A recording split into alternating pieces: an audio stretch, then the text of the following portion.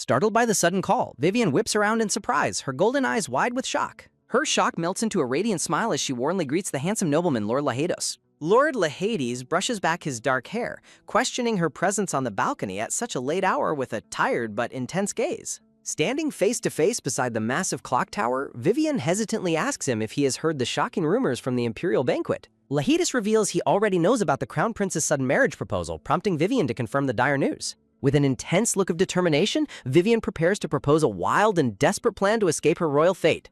Lahades reacts with subtle shock as Vivian declares she urgently needs a man, specifically a foreign nobleman, to solve her crisis. She desperately explains that she must secure an immediate engagement or marriage to avoid being forced to wed the crown prince. Vivian pleads her case, revealing she is searching for someone willing to enter a contract marriage for just a single year. A dark, knowing smirk spreads across Lahades' face as he processes her desperate proposal, his aura turning suddenly predatory. Lahades demands to know if she is seriously planning a contract marriage with another man, sending Vivian into a sudden panic. With an incredibly pained expression, Lahades quietly reminds her of her past childhood promise to stay by his side forever. Before she can answer, Lahades suddenly grabs her hand with striking intensity, catching her completely off guard.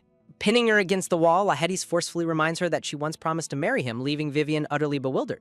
Vivian's mind descends into absolute sweaty chaos as she frantically tries to recall when she ever made such a bold promise. Seeing his deeply wounded puppy dog eyes makes Vivian feel like an absolute monster, sending her guilt levels off the charts. Trapped in his firm grasp, Vivian desperately protests that she has absolutely no memory of saying those things to him. Looking at his intense face, Vivian wonders why he is acting so possessive all of a sudden. Suddenly, the image of her beloved childhood friend overlaps with Lahades, triggering a shocking realization about the person she promised her life to. Memories of a bittersweet farewell from her childhood flood back, shifting the quiet atmosphere of the balcony. She remembers the precious childhood friend she missed so deeply for all these years. Vivian's mind shatters as she realizes Lord Lahades is actually her long-lost friend Rachel while he demands an immediate answer. He tightly interlaces his fingers with hers, seductively explaining that marriage means they will get to hold hands just like this. While Vivian struggles with the fact that she thought Rachel was a woman, Lahades leans in impossibly close to suggest they would also have to kiss. Pressing his face against hers, Lahades asks if she could ever bear to do such intimate things with any other man, leaving her completely breathless. The mind-blowing truth fully dawns on her.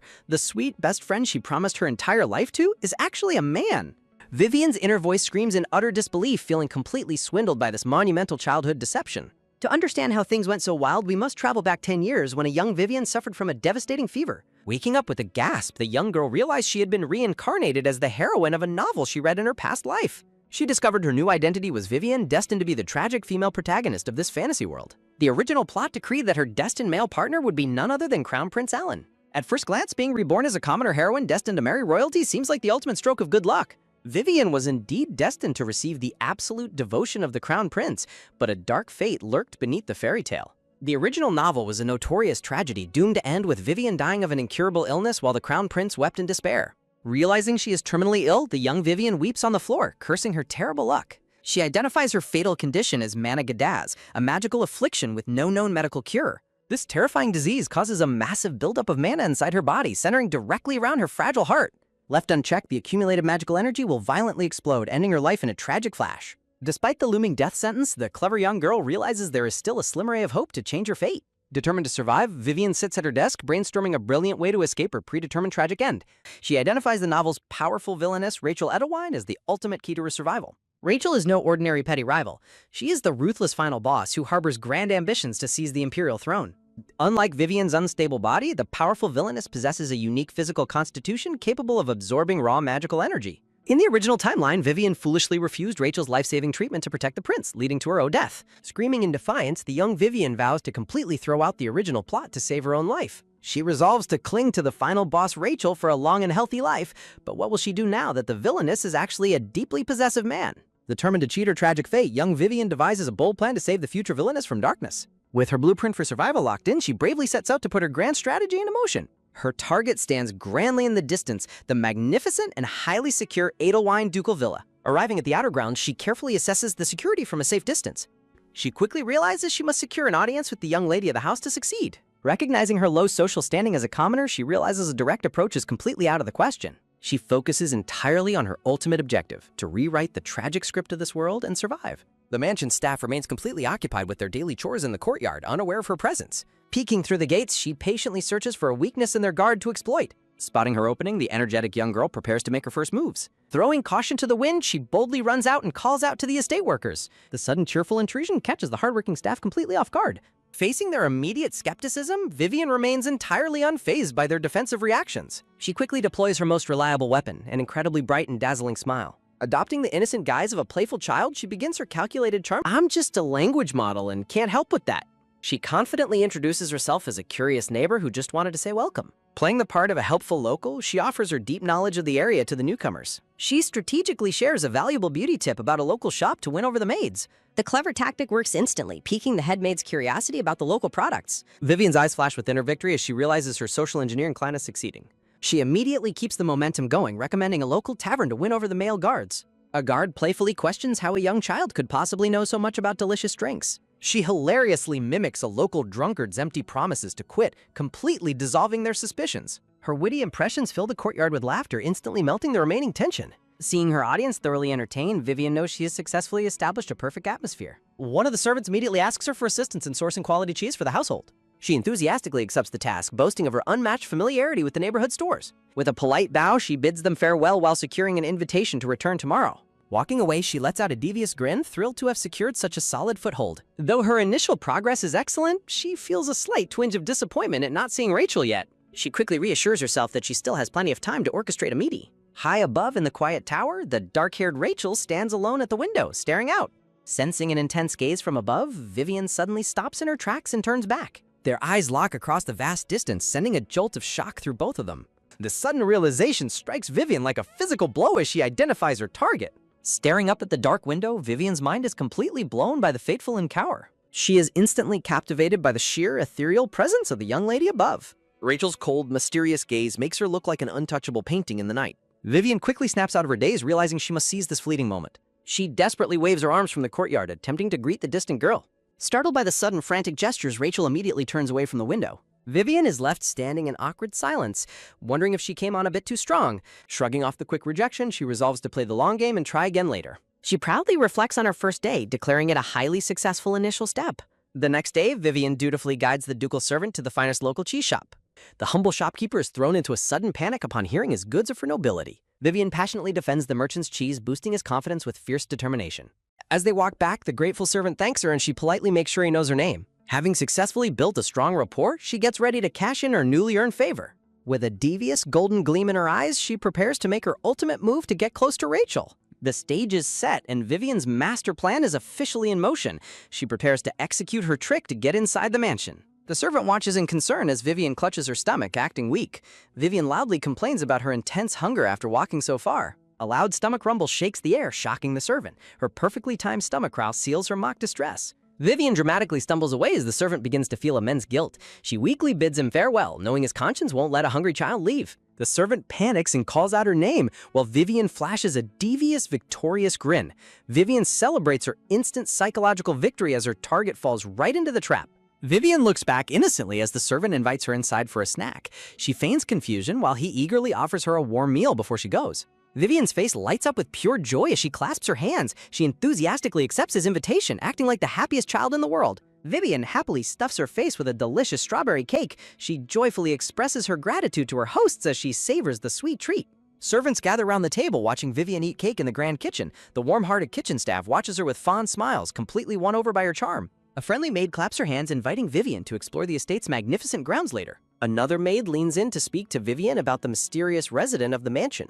The maid reveals that a cold ice princess lives in the tower. Vivian eats a piece of cake while pondering her sighting of Rachel on the third floor. She eagerly asks the staff about the beautiful young lady she saw yesterday. A brown-haired girl with freckles suddenly bursts through the kitchen door. An unexpected visitor interrupts their pleasant conversation, halting the warm atmosphere. The young girl stares in utter shock and anger, demanding to know what is going on in her house. She angrily questions why a random commoner is eating in the mansion. The head maid gently encourages the girl to make friends with Vivian. Sally crosses her arms with a snobbish, disgusted expression, arrogantly refusing to associate with a mere country bumpkin. Vivian looks on in confusion, recalling that Rachel's only family is her grandfather. She wonders who this rude girl is since Rachel has no siblings. The maid whispers the truth to Vivian, gossiping that Sally is just the pampered daughter of the nanny. The spoiled girl demands that the filthy commoner be thrown out immediately. The maid stands up to scold Sally, but Sally fiercely denies ever being friends with a dirty kid. Sally commands the staff to kick her out, but an imposing voice suddenly demands to know the source of the commotion. The terrified staff stands at attention as the master of the house arrives. Vivian turns around, wide-eyed with awe at the formidable figure.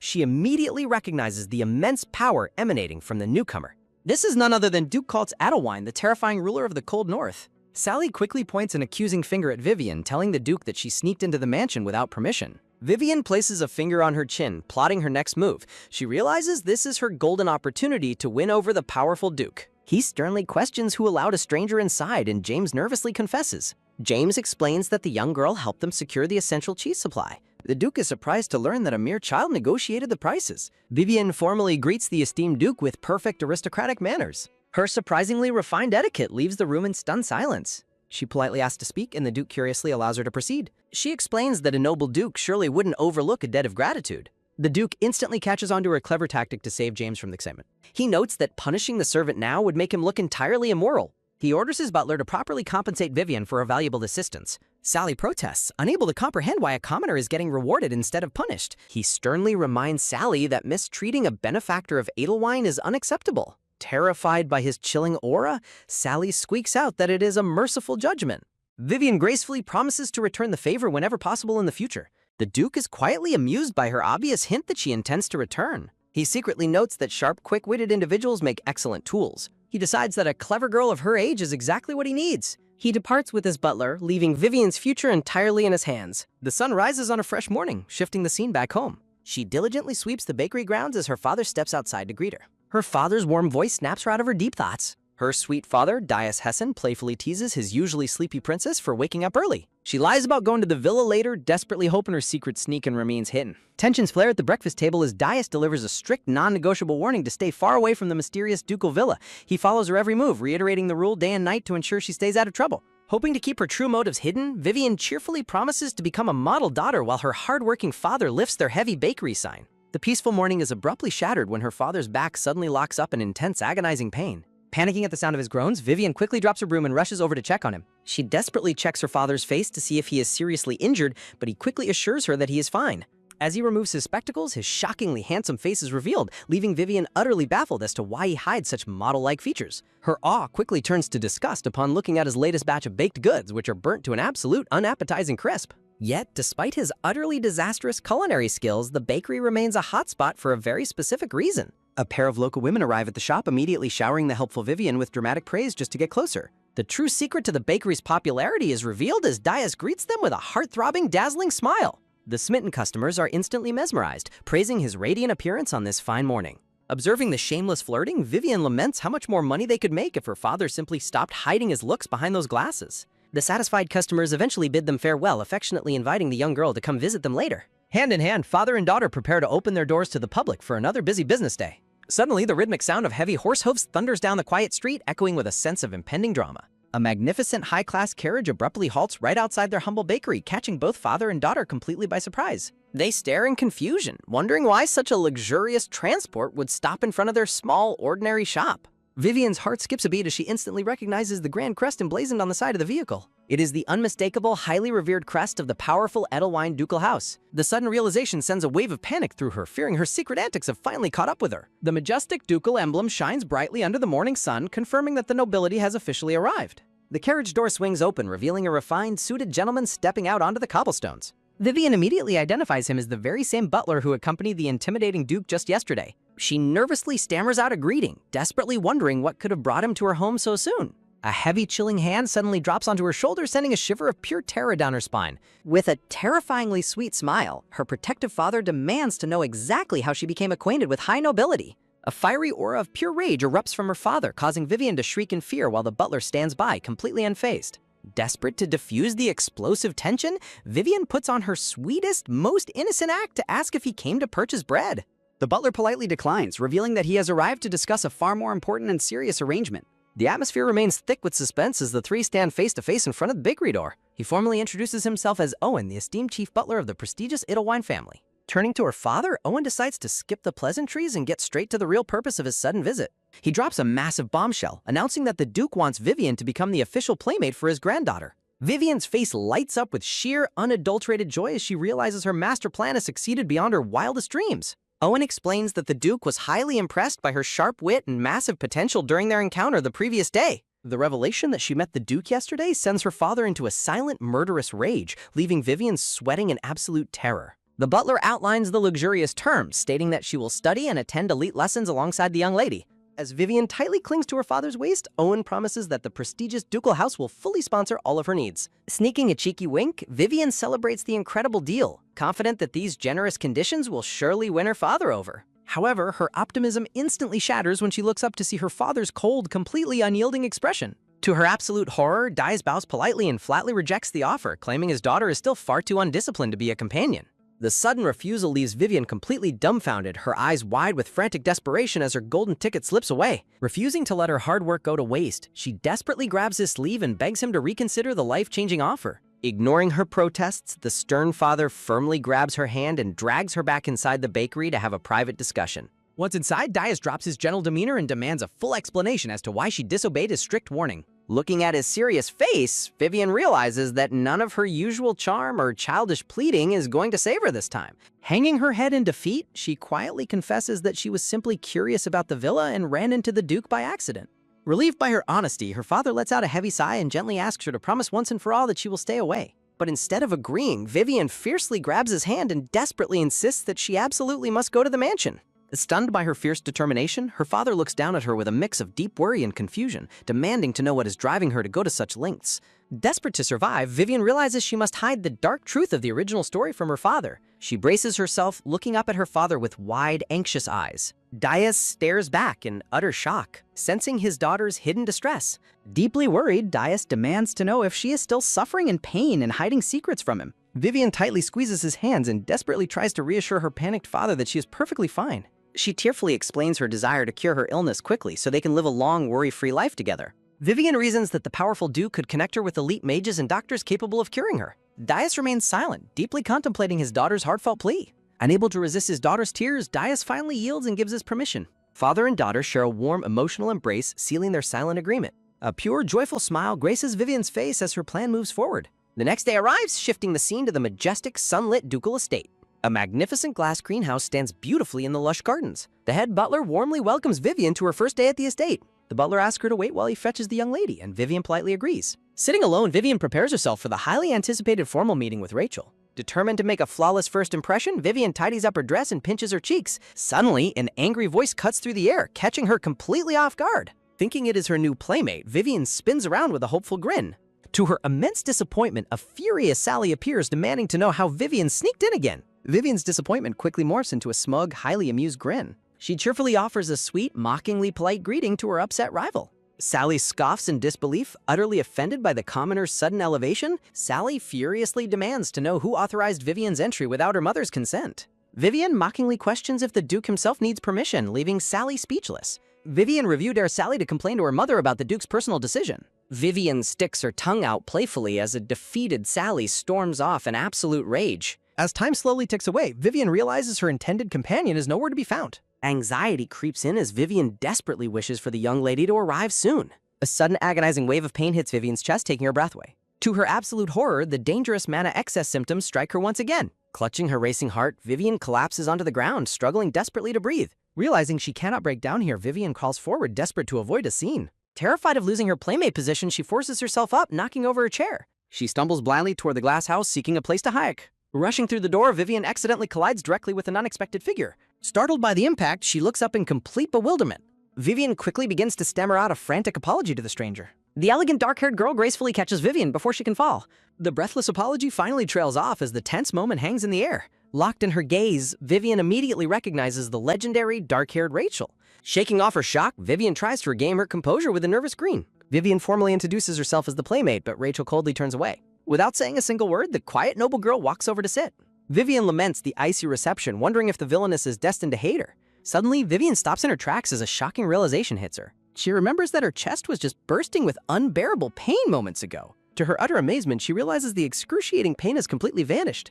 Vivian deduces that simply touching Rachel has miraculously cured her painful symptoms instantly. With newfound determination, Vivian lunges forward to grasp Rachel's hand, leaving her companion stunned. Determined to survive, pink-haired Vivian vows to conquer the icy heart of the powerful Duke's granddaughter. Vivian pours her heart out, promising to bring absolute happiness to her new companion. Suddenly, the dark-haired girl slams her book shut, bringing a cold halt to the warm sentiment. Staring with icy blue eyes, Rachel delivers a crushing blow, demanding that Vivian leave forever. The harsh rejection shatters Vivian's hopeful world like glass, leaving her dreams in pieces. Left in stunned silence, Vivian watches helplessly as the distant young lady turns and walks away. Despair washes over Vivian as she realizes her chance at a cured life is slipping away. But Vivian refuses to give up easily, her eyes blazing with newfound fiery determination. She imagines herself persistently chipping away at Rachel's icy exterior, no matter how many tries it takes. Fired up and ready to fight, she pumps herself up to face the daunting challenge head-on. Back in reality, Vivian sits patiently at the garden table, eager to start her charm offensive. After half an hour of waiting, she sighs, realizing the young lady is nowhere to be found. Panicking, Vivian fears she has been completely stood up by her elusive target. Suddenly, the heavy glass doors of the greenhouse click open, breaking the silence. Vivian leaps to her feet, her face lighting up with pure, unadulterated excitement. She curtsies gracefully, starting to offer her most polite and enthusiastic greeting. But she halts mid-bow, shocked to see a completely unfamiliar girl standing before her. A smug, freckled, brown-haired girl stares down at Vivian with a condescending smirk. The newcomer mockingly curtsies, sneering at Vivian's lack of high-class upbringing. The arrogant girl points accusingly, demanding to know if Vivian understands why she was left waiting. Poking Vivian's chest, she cruelly claims that Rachel finds a commoner beneath her dignity. She dismissively waves her hand, insulting Vivian's intelligence and telling her to go home. Vivian looks down, her pink hair shadowing her eyes as she absorbs the insult. Instead of backing down, a stunning, confident smile graces Vivian's face. Vivian steps forward, challenging the freckled girl and questioning if she is actually lying. Leaning in close, Vivian warns her of the consequences of disobeying the Duke's orders. The freckled girl panics, defensively shouting that she is telling the absolute truth. Seizing the moment of distraction, Vivian bolts past her and charges straight into the mansion. Furious at being bypassed, the freckled girl screams and chases after the fleeing pink-haired intruder. Sprinting through the grand hallway, Vivian remains determined not to lose her golden opportunity. Guided by desperation, she knows she absolutely must find Rachel today, no matter what. Reaching the landing, Vivian gasps as she spots Rachel standing right in front of her. The freckled girl catches up, crying out in alarm as she spots the two together. She immediately points at Vivian, complaining to Rachel about the commoner's stubborn persistence. Rachel turns around, asking Vivian coldly and directly why she has come here. As the freckled girl gloats, Vivian refuses to back down, already plotting her next move. Clasping her hand sweetly, Vivian proposes a much more exciting way for them to spend time. Rachel's blue eyes widen in shock as Vivian suggests taking a tour of the village. The freckled girl quickly intervenes, claiming the young lady absolutely hates going outside. Looking down gloomily, Rachel quietly confirms that she does not wish to leave. Vivian stares at her, knowing from her knowledge of the novel that Rachel secretly longs for freedom. She recalls the tragic lore of Rachel's parents, branded as traitors and executed. Rachel's mother, Lady Yahello, was left to grieve in isolation under a heavy shadow of shame. Though the emperor spared the illegitimate child, the entire empire knew she was never truly forgiven.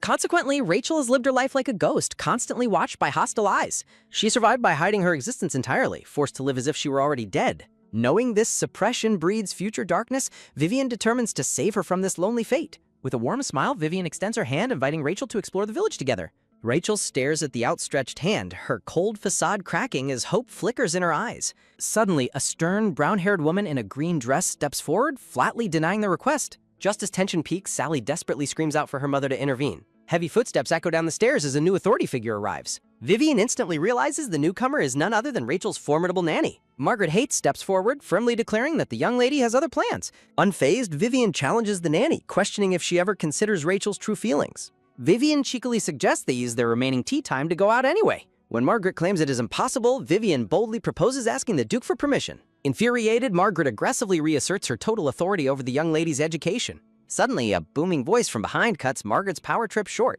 The powerful Duke demands to know if he ever forbade his granddaughter from leaving. A sweating Margaret backpedals, but the Duke coldly suggests simply adding more guards. The Duke gazes down at his silent, heavily guarded granddaughter with subtle concern. Giving his final word, the Duke permits the outing on one condition. Margaret desperately protests, claiming Rachel must attend her impending etiquette lessons. Dismissing her protests, the Duke commands his butler to prepare the carriage. Vivian sparkles with absolute delight, relishing the sweet taste of true authority. Knowing her rivals want her gone, Vivian decides to play her hand boldly. Seizing her chance, Vivian enthusiastically runs up the stairs toward the powerful Duke. She curtsies gracefully, apologizing for not greeting him properly due to his busy schedule. The Duke notes they have already met, but Vivian points out this is her official debut as a playmate. Vivian proudly shares her father's rules on proper etiquette, surprising the stoic Duke. She beams at him with an innocent, dazzling smile that disarms the room. A wave of awkward tension washes over her as she suddenly realizes how childish her stick figure family drawing looks. Seizing the slip-up, Margaret grabs Vivian, furiously calling her a classless coroner. A thunderous laugh suddenly echoes through the grand hallway, shattering the tension. Margaret freezes in sheer terror as she realizes who is laughing. Thoroughly amused by Vivian's boldness, the Duke laughs heartily and orders dinner prepared. Vivian celebrates her massive victory, completely overjoyed that her charm offensive worked. Meanwhile, Rachel stares at the chaotic pink-haired girl in absolute stunned silence. Back in her quiet room, Rachel slumps in her chair, drowning in loneliness. When Vivian asks why she refuses to go out, Rachel coldly dismisses her. Undeterred, Vivian pesteringly swarms Rachel, promising to solve whatever is bothering her. Exhausted, Rachel finally admits she detests the loud and chaotic nature of crowds. Rachel's hands tremble violently as she confesses her severe anxiety around people. Spotting the trembling hands, Vivian's heart aches with deep sympathy for her companion. She recalls that Rachel is deeply traumatized by the painful whispers of being a traitor's child. Vivian realizes Rachel's true fears, the cruel gossip of the villagers. Smiling warmly, Vivian confidently promises she can easily solve this problem. Vivian proudly beats her chest, telling her young lady to simply trust her. The scene shifts to a steep, lush forest path, shocking the guards. Vivian playfully questions the guards' stamina, teasing them about their physical weakness. She enthusiastically promises to bribe them with endless bread if they push forward. Terrified of the Duke's potential wrath, the sweating guards panic. Back in his office, the Duke questions his knight's sudden, shameless request for extra rations. Motivated by the threat of embarrassment, the guards enthusiastically urge the girls forward. Reaching the summit, Vivian excitedly calls out that the perfect view is just ahead. Gently taking Rachel's hand, Vivian softly bids her companion to look. Rachel gazes forward, her beautiful blue eyes widening in absolute wonder. A breathtaking sunlit panorama of the peaceful village unfolds beautifully before them. Staring at the majestic, quiet scenery, Rachel is left completely breathless. Overwhelmed by the stunning view, the young lady's icy gaze begins to melt. For the first time, she truly embraces the thrilling reality of leaving her isolation behind. The pink-haired girl suddenly flops backward onto the grass, leaving her companion thoroughly bewildered. Looking up with a cheeky smile, she invites her companion to join the fun. Without warning, she gleefully rolls down the grassy slope, leaving the guards in absolute shock. Tumbling recklessly down the hill, she surrenders completely to the joyful moment. The guards panic and chase after her as she bounces lightheartedly down the lawn. She finally comes to a halt at the bottom, her arm resting on the grass. Popping up with massive grin, she declares how incredibly fun it is. A sweating guard quickly checks on her while her companion watches from the hilltop. A brief pause sets a peaceful transitional mood over the playful chaos. This unrefined behavior triggers a quiet reflection of how others used to behave. She recalls a life where everyone sat properly and quietly read books in silence. She touches her forehead, remembering how others acted with strict respect before her grandfather. But this wild companion is completely different, running free like an untamed colt. She appears so pure, like an innocent child who has never known suffering. Observing her closely, she concludes that this pink-haired girl is truly a bizarre creature. Standing up, the cheerful girl easily brushes off the dirt from her fancy dress. Yet her stoic companion notices she completely missed a leaf stuck in her hair. She persistently invites the young lady to try rolling on the fluffy grass. Pouting cheekily, she accepts the flat rejection, but still defends her own joy. Shifting their focus, they look down together at the sunset-drenched town below. She eagerly points toward the village, offering to explain its layout starting with the red roof. She keeps pointing out the local spots, explaining where to find books and good food. Her face glows with unmatched excitement as she shares her fondest memories. Her radiant smile shines so brightly it captures her companion's full attention. Turning back, she gently taps her companion's arm with an enthusiastic call. She boldly proposes that they actually visit the village together next time. Standing against the warm sunset, her presence feels incredibly bright and inviting. Stunned by the earnest request, the dark-haired girl is left temporarily speechless. She realizes this vibrant child has lived a life surrounded by warmth and laughter. Deep down, she envies the freedom her companion possesses, contrasting it with her own dark world. To her, this seemingly insignificant child feels like the true master of the world. Looking at the beautiful sunset, she silently confesses a lingering feeling of jealousy. She quietly watches as the twilight sets, deeply moved by the unexpected afternoon. As night falls, the carriage travels back to the villa escorted by mounted guards. Inside, the pink-haired girl eagerly asks how she enjoyed the village tour. The young lady turns away silently, refusing to offer an easy compliment. Chuckling at the cold reaction, the girl remains completely undeterred by the silent treatment. Suddenly, the dark-haired girl raises her hand toward her own hair. She adjusts her dark head ornament, drawing her companion's curiosity. Confused by the gesture, the pink-haired girl questions if she is supposed to copy her. The young lady reaches out and gently taps her companion's messy hair. Pulling a leaf from her hair, the girl shrieks in absolute horror. She suddenly recalls the guards teasing her earlier about having a pin on. Flustered and embarrassed, she aggressively demands to know why she wasn't told sooner. Smirking softly, the young lady suggests she should be grateful to know before dinner. The pink-haired girl freezes in shock, wondering if her cold companion actually just smiled. She doubts her eyes, convinced the ice-cold lady would never show such warmth. She sighs, reminding herself of the daunting dinner with the Duke that awaits him. Faced with her first formal dinner with the terrifying Duke, Vivian's confidence completely crumbles as intense nerves take over. Under the cover of night, the carriage pulls into the intimidating estate, setting the stage for a tense family reunion. A suffocating heavy silence immediately descends upon the massive dining hall as the Cold family sits down to eat. Observing the icy atmosphere, Vivian silently laments the notoriously strained relationship between Rachel and her stern grandfather. Feeling the crushing tension, Vivian fears she might get indigestion as she realizes the two have been distant since childhood. In contrast to this icy silence, she fondly recalls her warm, casual greetings with the friendly estate staff earlier that day. Sweating under pressure, Vivian humorously concludes that she is already closer to the villa's gatekeeper than these two are to each other. Summoning her courage, Vivian politely speaks up to thank the Duke for permitting their successful afternoon outing.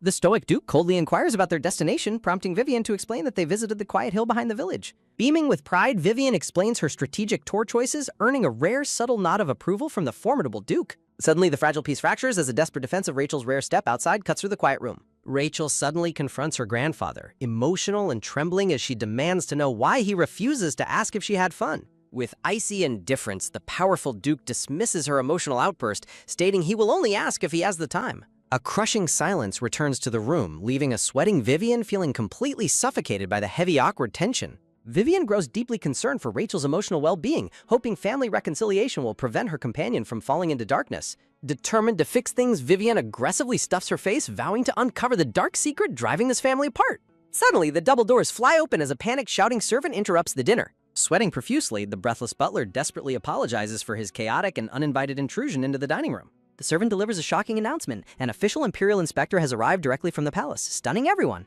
Meanwhile, under the cover of night, menacing figures slip inside the quiet local bakery.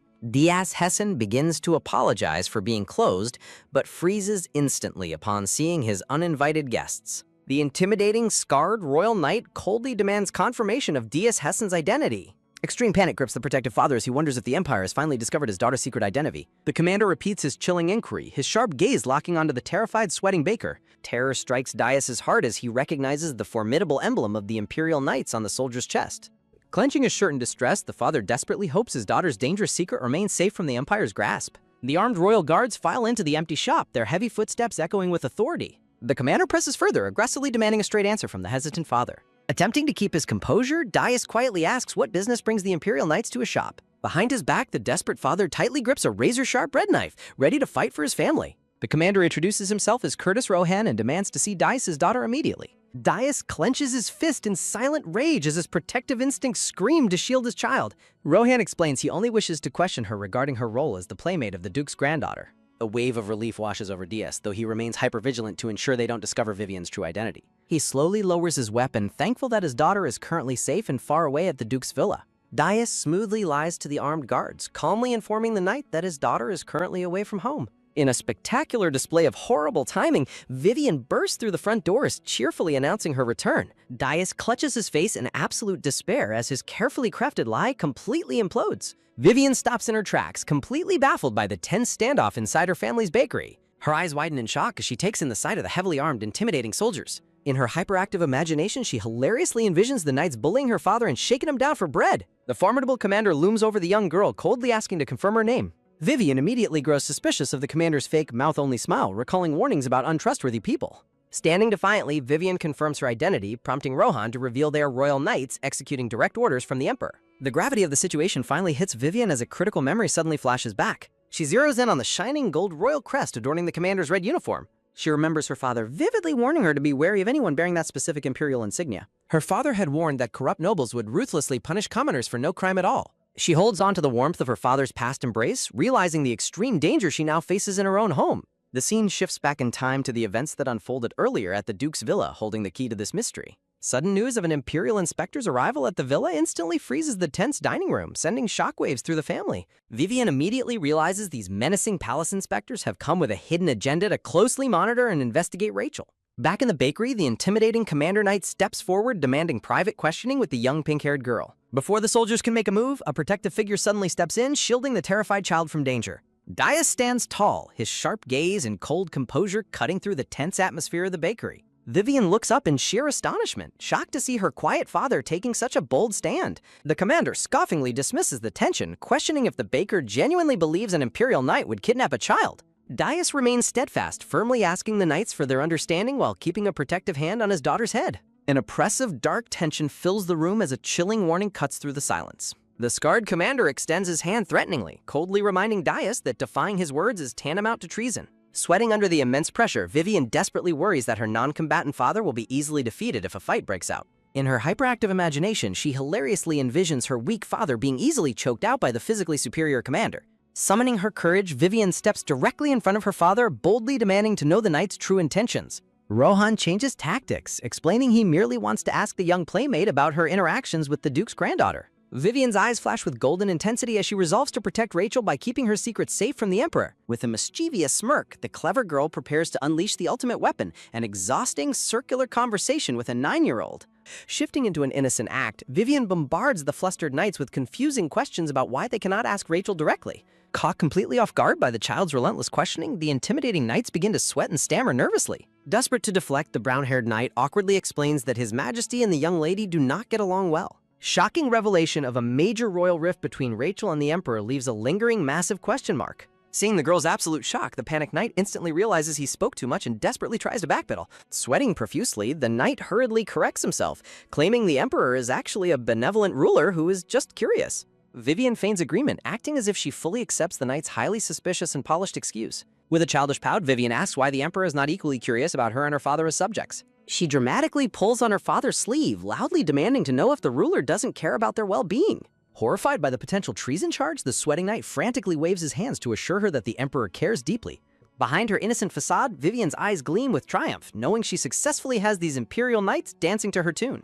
To further distract them, she eagerly launches into a chaotic story about her brave adventures fighting village kids and exploring abandoned houses. The panicked commander interrupts her, frantically asking if Rachel accompanied her on these highly dangerous and reckless outings. When Vivian happily denies it, the 3 exhausted knights explode in furious frustration over her completely useless, distracting story. Instantly shifting back to victim mode, Vivian's eyes well up with giant trembling tears under their loud outburst. Pouting dramatically, the clever girl declares that she will not share any more information since they yelled at her. She cheekily wipes her eye and sticks out her tongue, celebrating her victory as the frustrated knights finally ask about magic. A legendary history is revealed, explaining how the Empire's founding mage emperor passed down immense mana to his royal descendants. This powerful lineage established a strict rule where the strongest magic user in each generation would naturally inherit the throne. However, this absolute system was occasionally challenged by rebellious descendants who sought to usurp power. Tragically, one of those powerful rebels was the previous crown prince, who also happened to be Rachel's biological father. Coveting the imperial throne and plotting treason, the exceptionally gifted royal mage was ultimately executed by the state. Following the succession, the suspicious emperor placed Rachel under constant surveillance, treating her with deep distrust. Fearing she might inherit her father's dangerous magical talent, the paranoid royal family continues to watch her every move. Returning to the interrogation, Vivian innocently taps her chin, claiming she has never seen Rachel use any magic. Before the frustrated commander can pry any further, Dias firmly steps forward to end the exhausting questioning. Standing defiantly, the protective father coldly declares that they will never get the answers they want from a 9-year-old child. Accepting defeat, the annoyed commander scowls, warning them to behave before conceding that they wasted their time. Suddenly, Rohan leans in uncomfortably close, his suspicious gaze locking onto Dias as he asks if they have met before. Dias maintains an unshakable, calm smile, coolly insisting that this is their very first time meeting. Watching from behind, Vivian grows deeply suspicious, noting her father's exceptionally handsome, non-commoner looks. With the tense standoff finally over, the defeated Imperial Knights turn and file out of the quiet bakery. Once they are alone, a worried Dias kneels down, advising his daughter to stay away from the Duke's estate. Vivian bites her finger in deep concern, realizing the palace might already suspect her connection to the royal family's secrets. Driven by a sudden, brilliant realization, the spirited pink-haired girl declares her victory in making a genuine friend, completely shocking her worried father. With sparkling golden eyes, she suddenly recalls a vital detail that could save her companion from the looming threat. Ignoring her father's calls for dinner, the young girl bolts out of the bakery with sheer determination. Leaving her father bewildered in the doorway, she sprints into the evening with a bold plan in mind. Smiling radiantly, she resolves to clear the Duke's heavy suspicions once and for all. Meanwhile, at the grand estate, a heavy layer of annoyance settles over a lonely young soul. Sitting alone, Rachel bitterly assumes that her new companion has abandoned her just like all the others. A dark cloud of cynicism takes fruit, reminding her of past betrayals. Flashbacks reveal a painful history of empty letters and excuses from children who promised to visit but never came. A scheming maid had cruelly revealed that they only avoided her because she was labeled the child of a traitor. Feigning loyalty, the manipulative woman promised to remain by her side to exploit her vulnerability. Hardened by this manipulation, the young heiress had closed her heart, vowing never to trust anyone again. Yet the memory of Vivian's bright, genuine smile and warm affection still lingers in her mind. Looking at her silent book, she tries to convince herself that she is perfectly fine with being left behind once more. Despite her cold resolve, a sudden wave of irritation and deep-seated sadness breaks through her emotional wall. A sudden knock at the library door breaks the oppressive silence of the room. Her heart leaps with sudden hope, hoping against hope that her pink-haired friend has actually returned. Standing frozen in anticipation, she eagerly waits for the door to reveal her beloved playmate. The heavy door slowly clicks open, and a pair of red shoes steps into the library. Her hopeful expression instantly fades to cold disappointment as the freckled girl in a red dress enters instead. The uninvited visitor cheerfully interrupts, pointing out that it is no longer study hours. The freckled girl eagerly tries to entice the quiet heiress with simple childhood games. Met with absolute freezing silence, the intruder's cheerful facade begins to crack under the dismissal. Gritting her teeth in mounting frustration, the unwanted visitor struggles to maintain her composure. In her mind, the freckled girl bitterly blames the pink-haired commoner for stealing away her future husband's attention.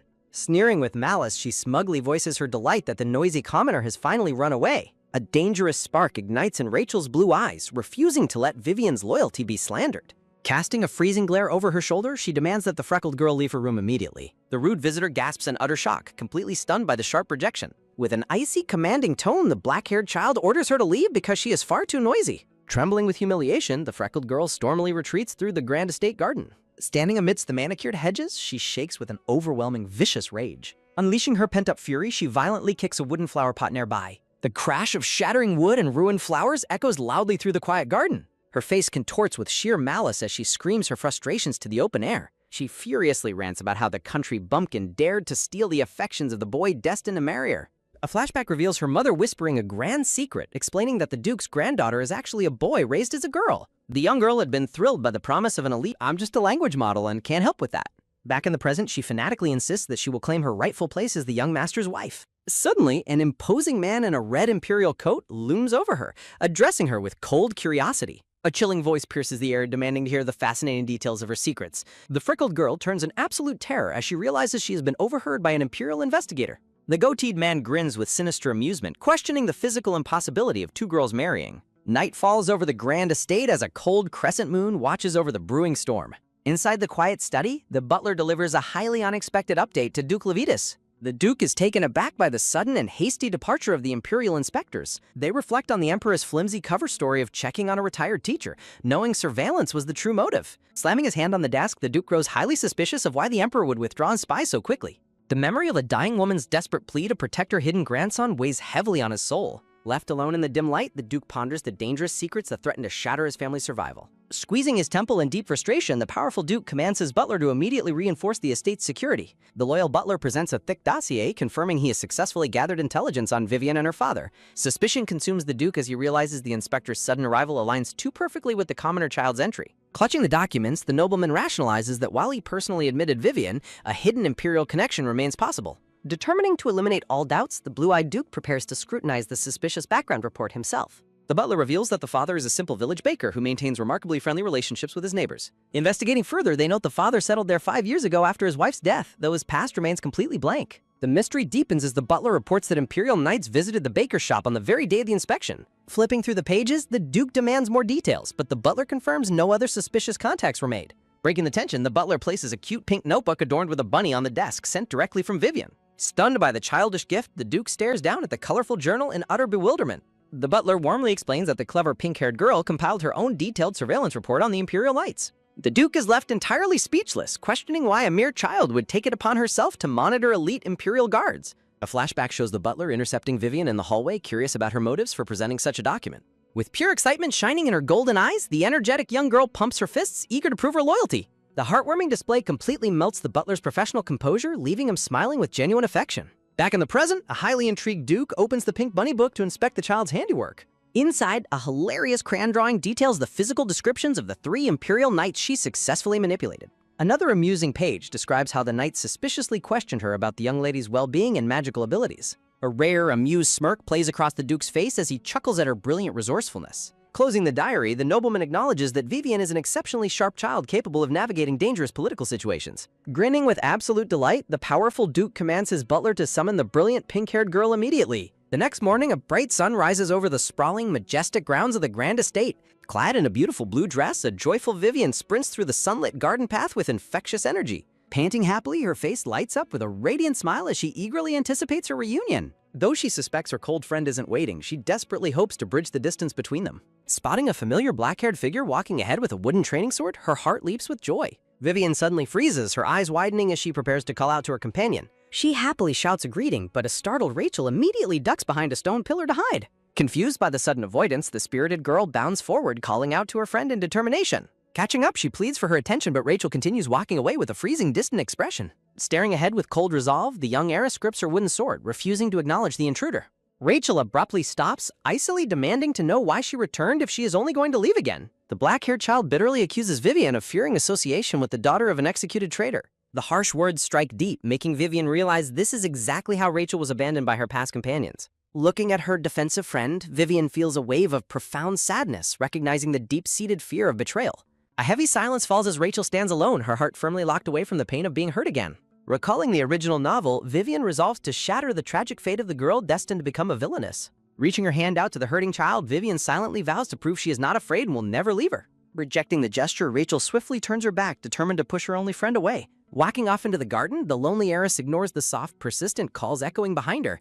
Undeterred by the cold rejection, a smiling Vivian promises herself that she will simply take another step closer. With relentless optimism, the pink-haired girl skips after her companion, cheerfully demanding they walk together. The sharp, repetitive cracks of a wooden sword striking a training dummy break the quiet of the training grounds. Rachel violently lashes out at the dummy while Vivian watches quietly from a nearby stone bench. Sweat pours down the young heiress's face as she pushes her physical limits in a desperate release of pent-up anger. Watching her frantic movements, Vivian grows increasingly worried that the fragile girl will push herself to the point of injury. With a fierce battle cry, Rachel raises her wooden sword high for one final devastating blow. She strikes the heavy dummy with all her might, causing the wooden weapon to shatter under the immense strain. Staring in shock at the broken hilt, Rachel is left breathless as her furious training session comes to a sudden halt. Suddenly, Vivian gasps in sheer terror as a horrifying sight unfolds right before her eyes. Rushing over, Vivian desperately checks on Rachel, pointing out the blood dripping down her scratched cheek. Rachel violently pushes her away, coldly demanding that Vivian leave her alone immediately. Stunned by the rejection, Vivian is left speechless as the defensive heiress retreats back into her icy shell. A heavy, crushing silence fills the training ground, freezing the space between the two girls. Rachel runs away in a panic, leaving Vivian desperately trying to chase after her to clear the painful misunderstanding. Determined to prove she will never abandon her, Vivian resolutely vows to chase down her hurting friend.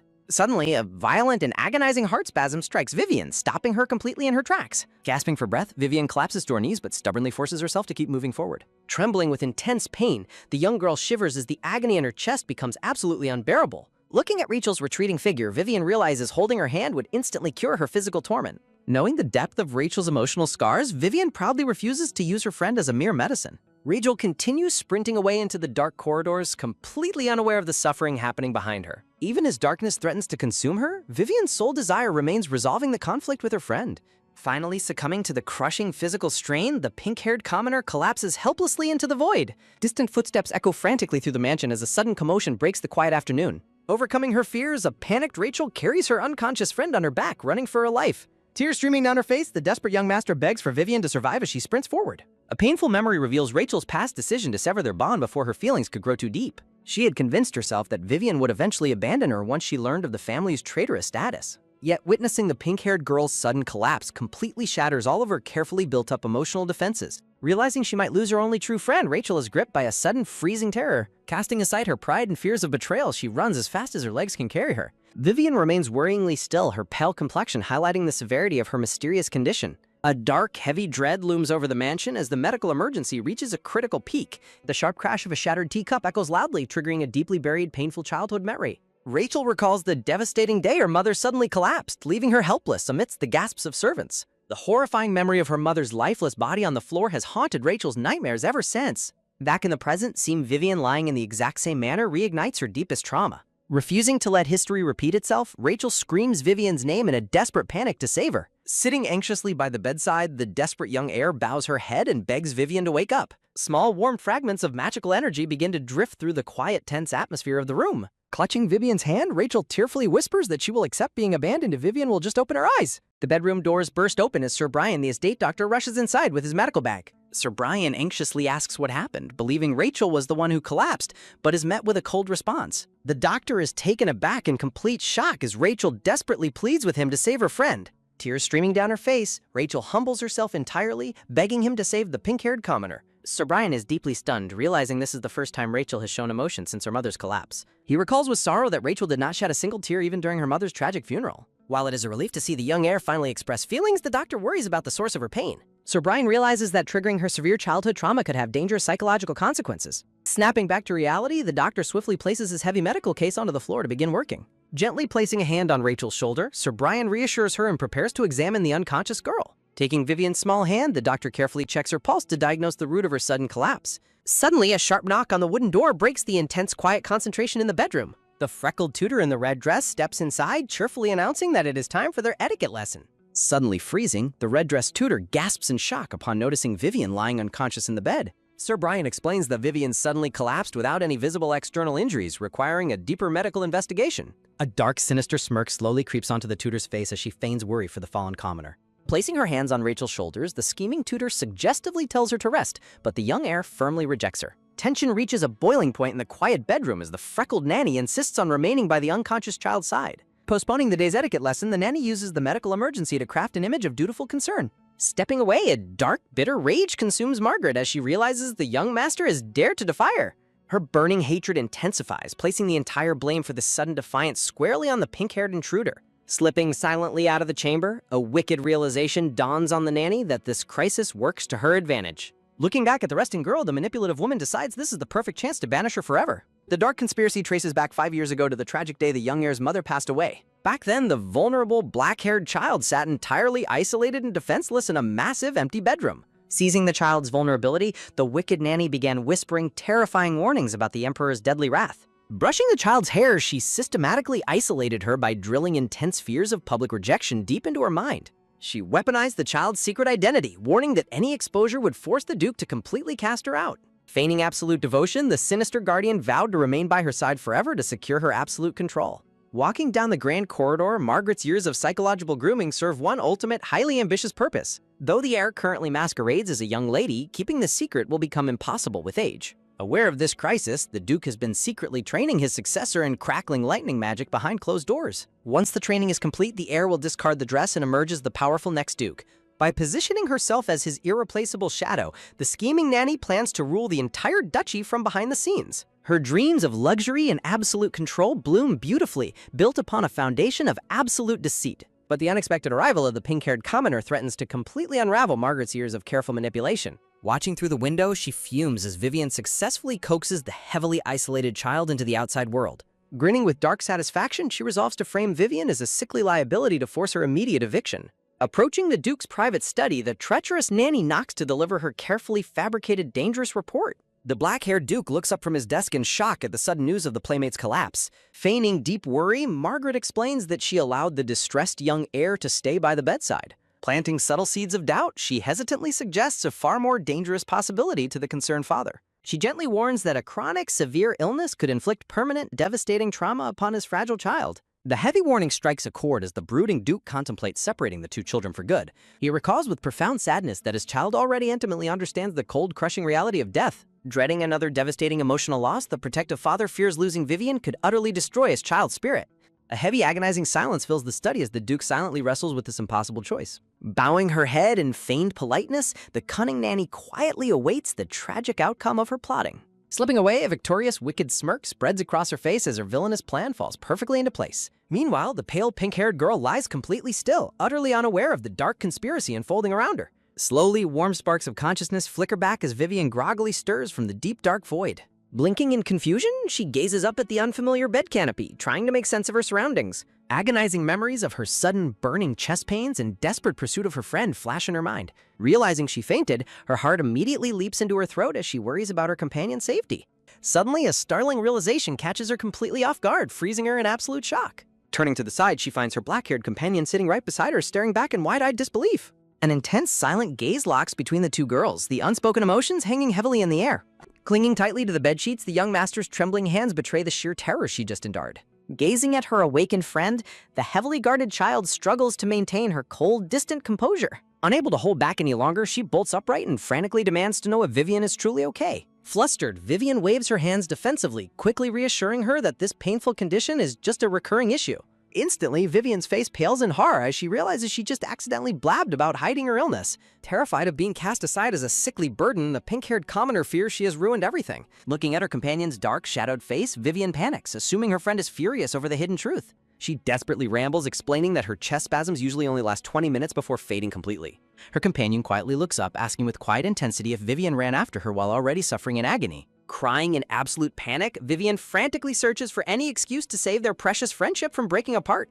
Rachel confronts Vivian, demanding to know why she hid her agonizing chest pain. Caught completely off guard, Vivian can only stare back in stunned silence. Overcome with emotion, Rachel tearfully confesses her terrifying fear of losing Vivian. This genuine display of fear and vulnerability signals a profound turning point in their destiny. The heavy guilt weighing on Rachel's heart finally begins to lift. Her intense worry reveals nothing but the pure, unadulterated bond of a true friend. Vivian realizes Rachel is no longer just a fictional character. She is a real, treasured companion. Reaching out, Vivian gently asks Rachel if there is something she wants to say. Vivian firmly clasps her friend's hand, offering silent but powerful comfort. Vivian warmly reassures Rachel that she has done absolutely nothing wrong. Deeply touched by the kindness, Rachel gazes back with newfound trust and wonder. Rachel resolves never to abandon a friend facing unfair hardships, no matter what. A firm, unshakable determination takes root in the young heir's heart. Suddenly, a sharp knock at the door breaks their intimate, quiet moment. Rachel quickly composes herself and calls for the visitor to enter. The door swings open as Sir Brian enters the room alongside the smirking nanny.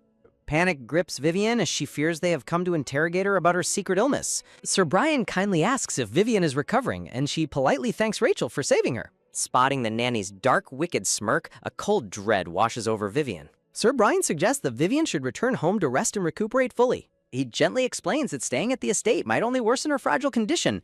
Devastated, Vivian realizes she is being barred from visiting her only friend.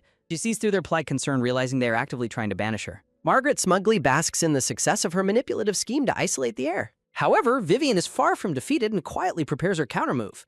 She realizes that exposing the true nature of her magic-related illness will make her indispensable. Vivian intentionally acts weak to draw Rachel's protective instincts. Since diagnosing mana anomalies requires a high-level magic user, Vivian risks being cast out. Suddenly, a young scholar bursts into the room with urgent news from his magical research. The unexpected intrusion catches everyone in the bedroom completely by surprise.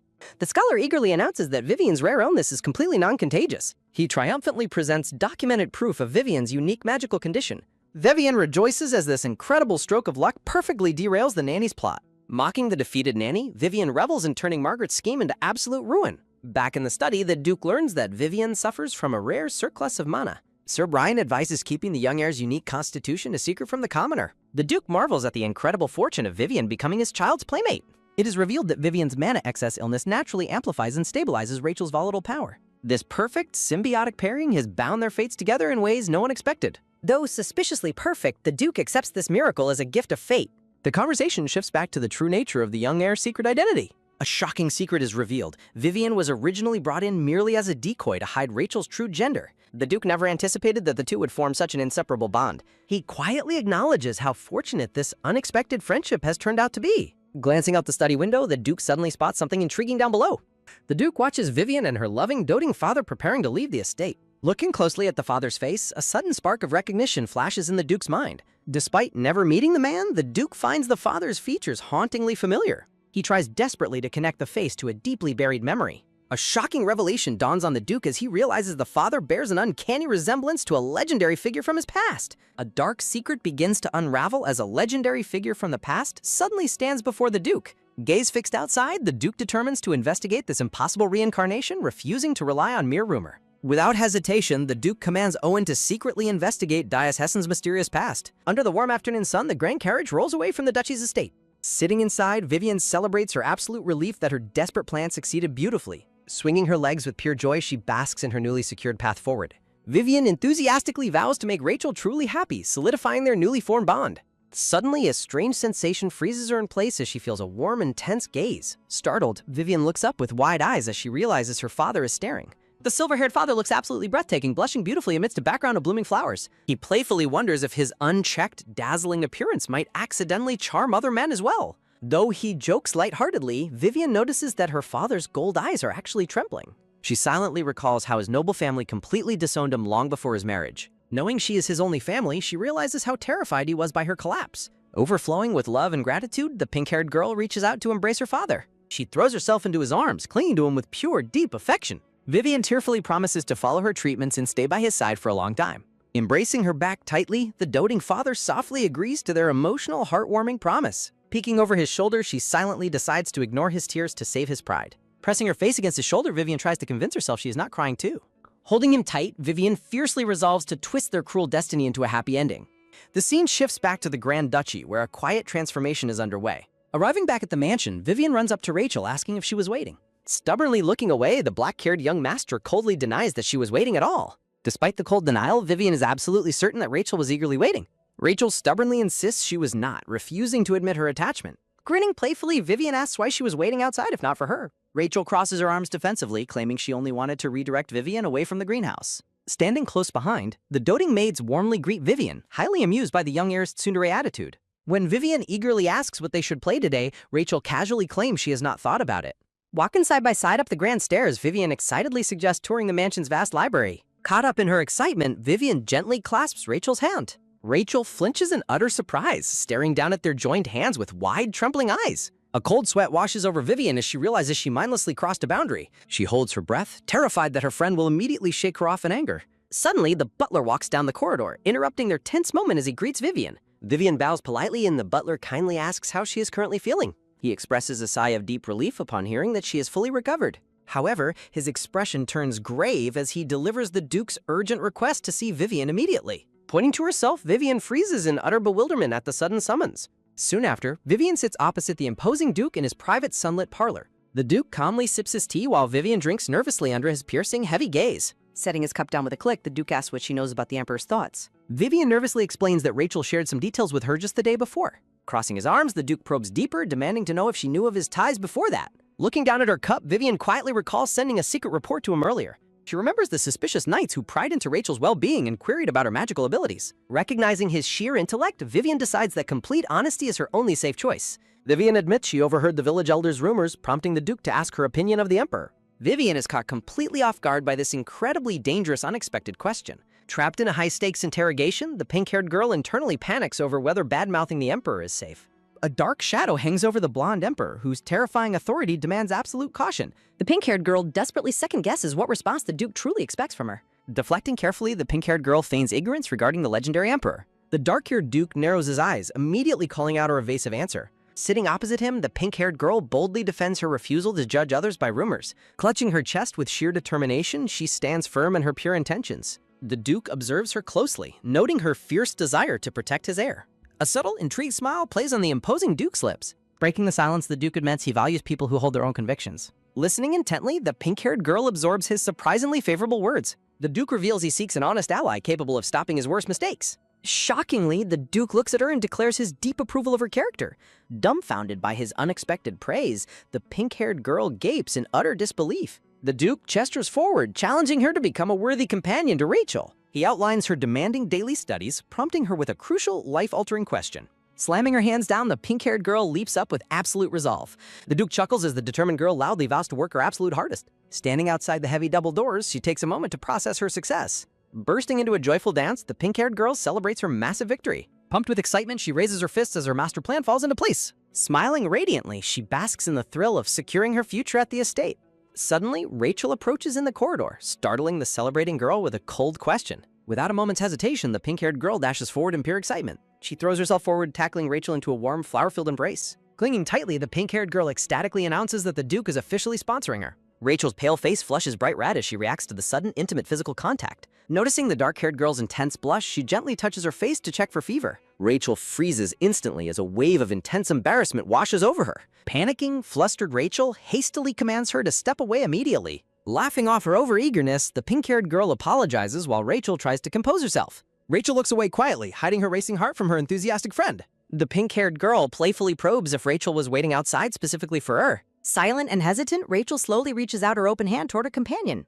The pink-haired girl's eyes sparkle with pure joy at this heartwarming gesture of friendship. Blushing and prideful, Rachel begins to retract her hand when her friend hesitates. Quickly seizing the opportunity, the pink-haired girl firmly grasps Rachel's hand. Smiling side by side, their deep bond is cemented as they share a warm, unspoken promise. Laughing and holding hands, the two girls run together down the brightly lit corridor. Night falls over the grand spires of the cathedral, bringing a dark, impending change of scene. Deep inside the palace, a kneeling investigator delivers a shocking, gender-revealing report to the Emperor. An ominous, mocking laughter echoes through the cold, dark throne room. Throwing his head back, the golden-haired Emperor bursts into a terrifying, triumphant fit of laughter. The kneeling imperial messenger sweats profusely, trembling under the ruler's overwhelming dark presence. A murderous crimson glint fills the Emperor's eyes as he recalls his rival's striking resemblance. Furious realization takes hold as he connects the dots between the girl and her father. In a dark flashback, the young blonde prince secretly poisons his brother's drink out of pure jealousy. The young prince watches in horror as his brother collapses, coughing violently from the toxic brew. To his absolute shock, his poisoned brother survives and voluntarily relinquishes the throne to him. Peering through the shadows, the jealous prince's guilt curdles into a lifelong, burning hatred that will soon change everything. Consumed by raging jealousy, the golden-haired prince resolves to murder his brother Leopride. A heavy guillotine blade drops, sealing a tragic, bloody execution. Having successfully seized the throne, the new golden-haired emperor reigns in blood-soaked triumph. An imperial messenger rushes in with shocking news of Lady Isella's return. The emperor realizes that Lady Isella's return with a child could jeopardize everything. Grasping for answers, the anxious emperor demands to know the child's father. Learning the father's identity is unknown, the emperor runs to investigate himself. Royal carriages race down the grand road toward the ducal estate. Overwhelmed by deep anxiety, the emperor decides to visit the ducal resident. Arriving at the mansion, the emperor is stunned by Rachel's striking appearance. Staring at the black-haired girl, the emperor sees the ghost of Leopride. The emperor recalls framing his brother Leopride for treason and killing him. Heavy drinking fails to silence the ghostly voice of his murdered brother. The blood-stained specter of his brother demands to know why he killed him. Terribly haunted, the screaming emperor desperately begs the specter to stay away. An ominous revelation confirms that Leopride's vengeful specter has begun to appear. Sleepless and manic, the paranoid ruler bites his nails in utter madness. Realizing his deceased brother left in heir, the emperor's paranoia intensifies. With a terrifying, wicked smile, the emperor vows to eliminate the child. The scene shifts to the serene grounds of the Grand Ducal residence. The tutor concludes the day's lesson, advising the girls to review diligently. Vivian celebrates the lesson's end while Rachel looks on with indifference. The tutor departs as Vivian packs her books under Rachel's gaze. Turning around, Rachel gently extends her hand and invites Vivian along. Vivian feels a surge of pride as she prepares to accept. Hand in hand, the two girls joyfully celebrate their growing, heartwarming friendship. Light footsteps echo through the grand, quiet corridors of the mansion. Walking together, Rachel teases Vivian about pretending to enjoy the boring lectures. Vivian frantically denies it, but Rachel playfully calls her a liar. Rachel offers a warm, subtle smile, delighted by her friend's reaction. A look inside Vivian's sketchbook reveals adorable doodles of their friendship. Vivian defensively insists she was merely reviewing their recent art class. Rachel points out Vivian's philosophy class dozing, sending the pink-haired girl into panic. Vivian internally laments her terrible habit of sleeping during difficult lectures. With wide, teary eyes, Vivian begs Rachel not to tell anyone. Highly amused, Rachel giggles and gently hides her laughter behind her hand. Vivian admires Rachel's beauty, noting how much prettier she is when smiling. Suddenly, Rachel stops walking, prompting a confused reaction from her companion. Vivian wonders why her friend's expression shifted so suddenly to seriousness. Spotting the Duke descending the stairs, Rachel asks if he is leaving. Vivian politely bows and enthusiastically greets the imposing dark-haired Duke. The Duke notes their lessons are finished and asks about their studies. Vivian panics, terrified that Rachel might reveal her philosophy class nap. To her relief, Rachel remains completely silent, keeping her secret safe. Vivian wonders if Rachel is staying silent out of respect for her father. Wishing him a safe trip, Vivian waves as the Duke departs. Vivian hopes the family will get along despite the Duke's unhappy expression. Clapping her hands excitedly, Vivian eagerly suggests they go eat snacks now. The sun shines brightly over the beautiful, peaceful garden gazebo. Vivian happily dines on delicious cakes, enjoying their peaceful afternoon together. At the tea table, Vivian suddenly remembers something, calling out in realization while Rachel quietly enjoys her cake. Leaning forward eagerly, Vivian asks Rachel if she has any deep-seated worries, suggesting that true friends should share their inner feelings. Rachel looks surprised as Vivian explains that true friends comfort each other when upset, take each other's side, and share private secrets. Showing her cute profile, Vivian wonders if Rachel has simply never had anyone to talk to about such things, offering to give her an example. From across the table, Rachel echoes the word worries, looking thoughtful as Vivian rests her chin on her hands. Highlighting their conversation under the sunlit gazebo, Rachel explains that her father cut off contact with his family due to their fierce opposition to his marriage. Vivian scratches her cheek sympathetically, wishing that Rachel's father could reconnect and get along with his family now. Rachel quietly looks down in silence, her expression turning somber and melancholic. Vivian gazes at Rachel with deep concern, wondering what her quiet friend is truly thinking in this heavy moment. A close-up reveals a piece of purple frosted cake cut cleanly in half on Rachel's plate. Looking down sadly, Rachel points out that family doesn't always forgive unconditionally, and a broken relationship would only hurt her father deeply again. Vivian watches her friend closely, nodding as she realizes that Rachel is terrified of her father being rejected by his own parents. Rachel flinches and shuts her eyes, clearly hit hard by Vivian's intuitive observation. Beaming with a warm, bright smile, Vivian reassures Rachel and encourages her to share any future worries with her. Rachel looks bewildered and surprised as Vivian confidently declares that they are true friends. Vivian flashes an incredibly adorable, pure smile surrounded by a beautiful backdrop of blooming pink roses. Caught completely off guard, Rachel stares wide-eyed at Vivian's overwhelming warmth, pink petals floating around her. Rachel looks away shyly, her cheeks flushing as she tries to process her friend's radiant kindness. The bright, sunny sky serves as a peaceful transition as soft footsteps echo in the distance. The freckled, brown-haired nanny approaches the gazebo where the girls are enjoying their tea. Rachel stands up to take her leave, while Vivian wonders if her friend is heading off to successor lessons. Vivian waves a cheerful goodbye, guessing that Rachel's upcoming session is actually for magic training mentioned in the original story. As Rachel walks away, Vivian is puzzled to see the nanny staying behind instead of following her lady. The nanny offers to see Vivian out, but Vivian politely declines, noting that the nanny must be very busy. The nanny insists with a closed-eye, pleasant smile that it is perfectly fine. From a high angle, the nanny guides Vivian along the paved path of the estate garden. Walking alongside the grand iron gate, Vivian grows suspicious and wonders why they are taking a path around the outskirts of the mansion. A dark, ominous transition panel features a call of Vivian's name in the darkness. The atmosphere shifts to a chilly, shadowed aura as the nanny suddenly turns to Vivian with a cold, piercing glare, asking if she knows what treason is.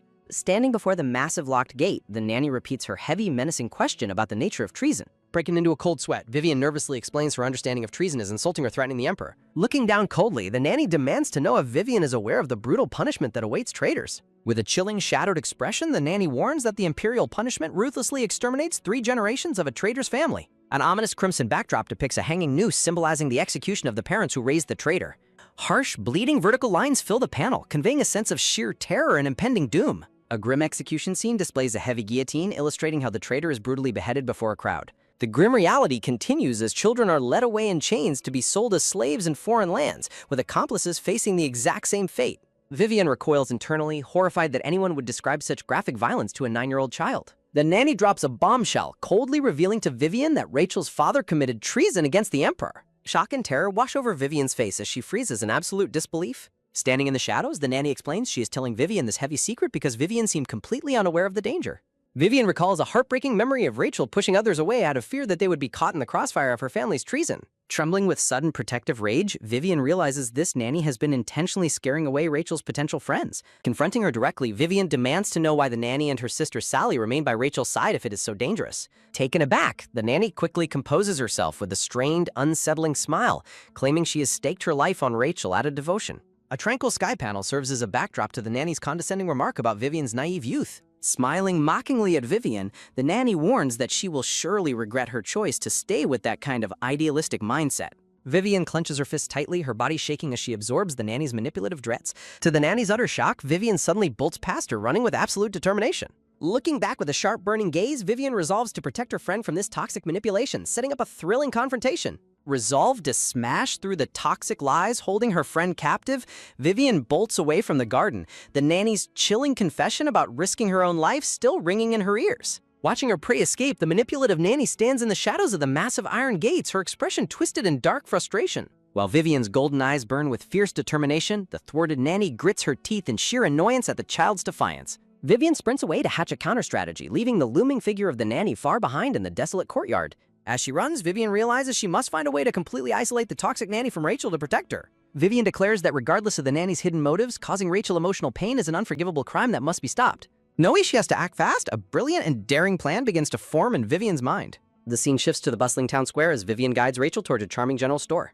Inside, a curious Rachel questions their sudden excursion, only for Vivian to enthusiastically reveal her plan to buy gifts for the mansion's maids. Rachel remains skeptical about befriending the servants, but Vivian playfully suggests it is the perfect way to secure secret midnight snacks. Turning away with a somber look, Rachel dismisses the idea, convinced the staff will always remain terrified of her. Seeing the deep-seated sadness in her friend's eyes, Vivian feels a painful pang of sympathy for Rachel's loneliness. Vivian recalls the visibly strained, uneasy atmosphere that always lingered between Rachel and the rest of the household staff. Recalling how the maids trembled during tea service, Vivian is more determined than ever to help Rachel bond with the household. Vivian gently reassures Rachel that the staff's distance stems from unfamiliarity rather than any genuine dislike. With a radiant and comforting smile, Vivian explains that anything unknown is naturally bound to feel a little intimidating at first. She promises that once the servants truly get to know Rachel's kind heart, all their fears will simply melt away. Reaching out with unwavering warmth, Vivian clasps Rachel's hand in a reassuring grip of solidarity. With a joyful tug, Vivian pulls her hesitant friend forward, eagerly guiding her through the doors of the cozy shop. Once inside, they spot a young, brown-haired boy fast asleep on the wooden counter of the shop. Vivian's loud, cheerful greeting jolts the sleeping boy awake, causing him to panic in surprise. Flustered and stammering, Peter hastily offers a welcome while Vivian giggles at his hilarious reaction. Relieved but embarrassed, Peter complains about the scare, only for Vivian to playfully threaten to report his napping to his mother. Peter desperately claims he was merely meditating, but Vivian hilariously points out that meditators do not typically snore. Peter quickly tries to change the subject, but completely freezes in utter shock upon finally noticing the elegant noble girl standing right behind Vivian. Terrified, Peter frantically whispers to Vivian to ask if this mysterious guest is indeed the highborn young lady of the estate. Hearing his panicked whispering, Rachel steps forward and calmly confirms her identity herself. Rachel abruptly turns and pulls Vivian away, leaving a baffled Peter behind as Vivian wonders if he is simply shy around strangers. Guided by a store worker, the two girls begin browsing a shelf filled with popular and charming trinkets. Turning to her companion, Vivian warmly explains that Peter is a dear friend and the son of the general store's owner.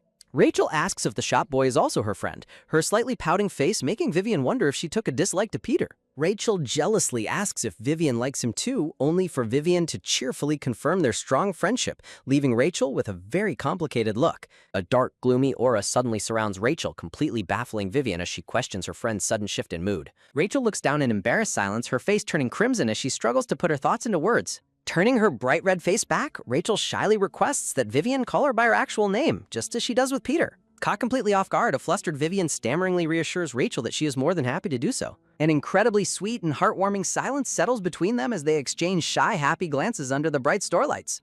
Vivian suddenly has a heartwarming realization that Rachel simply wants to experience all the close bonds that true friends share. As they browse the colorful trinkets on the shelf, Vivian playfully asks how she should address her newly named friend. Brimming with sheer excitement, Vivian enthusiastically declares that she would never turn down such a wonderful honor. Walking side by side, Vivian's bright laughter fills the shop while Rachel tries to hide her shy but genuine pleasure. Refocusing on their mission, Vivian eagerly asks what kind of gift they should choose for the mansion's maid sisters. The peaceful afternoon sun shines brightly through the green trees, transitioning the scene to their journey back. Inside the carriage, the rhythmic rattling of the wheels slowly begins to lull the exhausted girls into a peaceful doze. Vivian's eyelids grow heavy and she slowly begins to nod off, her head gradually tilting toward her friend. With a soft thud, the pink-haired girl completely drifts off, resting her head comfortably on Rachel's shoulder. Vivian cute sleep talks while wearing a blissful smile, leaving a surprised Rachel staring at her in quiet amusement. Watching her friend, Rachel lets out a soft, beautiful smile, warmly joking that Vivian must be dreaming of eating sweets. Looking at Vivian, Rachel realizes with a gentle heart that this is the absolute first time she has experienced such genuine warmth. Rachel silently marvels at the reality that for the first time in her life, someone other than her mother or nanny reached out to hold her hand first, sealing their unbreakable bond. A fragile bond is forged in the shadows of a dangerous imperial conspiracy as Vivian's hand is held tightly. A sparkling gold gaze reflects deep, unspoken hopes of true companionship. The gentle warmth of their newfound connection slowly starts to bloom. A painful memory reveals Rachel's deep fear that she is not special to Vivian. Desperately wishing to be unique, Rachel yearns for an exclusive friendship that no one else can share. A silent, firm squeeze of hand seals an unspoken promise of loyalty. Feeling Vivian's head rest on her shoulder, Rachel blushes with sudden, overwhelming emotion. Watching Vivian sleep peacefully, Rachel secretly wishes she could be her one and only friend. Rachel quietly gazes at her sleeping companion, desperately wanting to become truly special to her. Vivian once explained that sharing deep, hidden secrets is what brings true friends closer together. Quiet reflection fills the carriage as Rachel watches her pink-haired companion doze. Looking down at their clasped hands, Rachel wonders if she can truly stay by Vivian's side. Despite the dangerous gaze of the Emperor, Rachel decides Vivian is worth any impending threat. Rachel resolves to share her deepest, most dangerous secrets as soon as Vivian finally wakes up.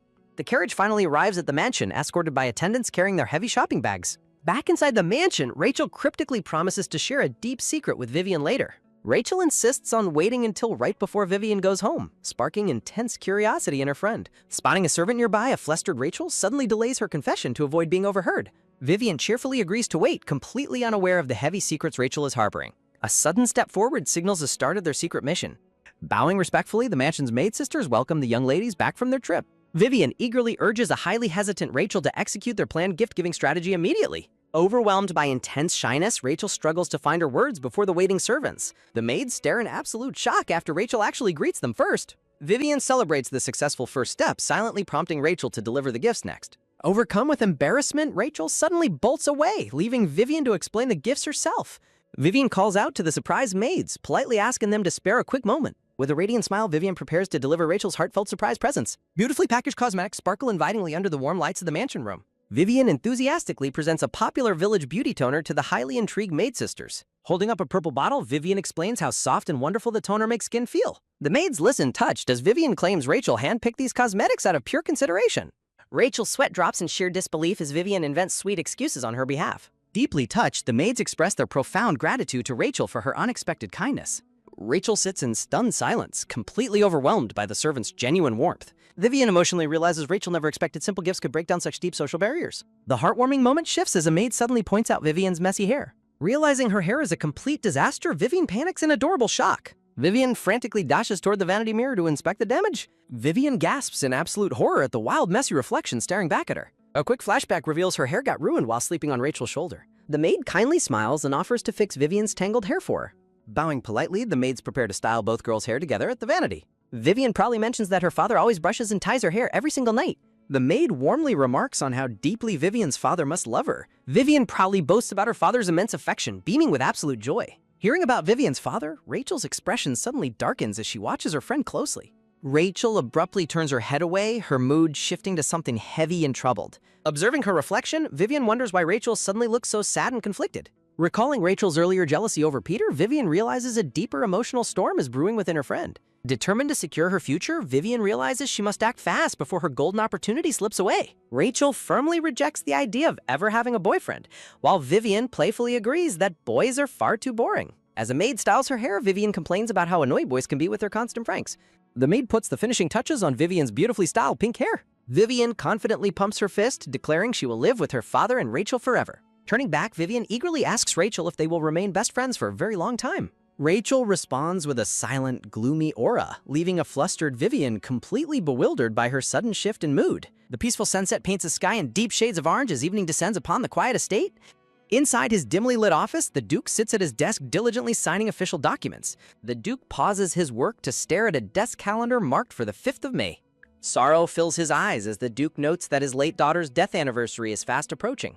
A painful recollection begins as he remembers a heartwarming gesture from his past. In a bittersweet memory, a beautiful dark-haired woman sits peacefully beside a vase of lavender flowers. Standing up from his desk, the Duke laments how deeply he still misses her even after 5 long years. Lost in grief, the Duke slowly paces across his spacious, empty office. He reaches up to touch a white ceramic vase sitting quietly on his bookshelf. Suddenly, the cheerful voices of children playing outside break him out of his melancholy thoughts. Looking down at the courtyard, the Duke realizes how lively the mansion has become since Vivian's arrival. He quickly shakes his head to dismiss his bittersweet thoughts as mere foolishness. The grieving father reminds himself that no one could ever replace his beloved late daughter. The sun slowly dips below the horizon, casting long shadows across the peaceful mansion grounds. Sitting back down, the Duke notes the sudden quiet and wonders if Vivian has already gone home. A sudden polite knock on the door breaks the silence of his study. Surprised by the unexpected visit, the Duke wonders why Vivian is looking for him at this hour. Vivian politely steps into the room, bowing respectfully to thank him for his time. Walking closer, Vivian explains that Rachel has already left for her successor lessons as she approaches his desk.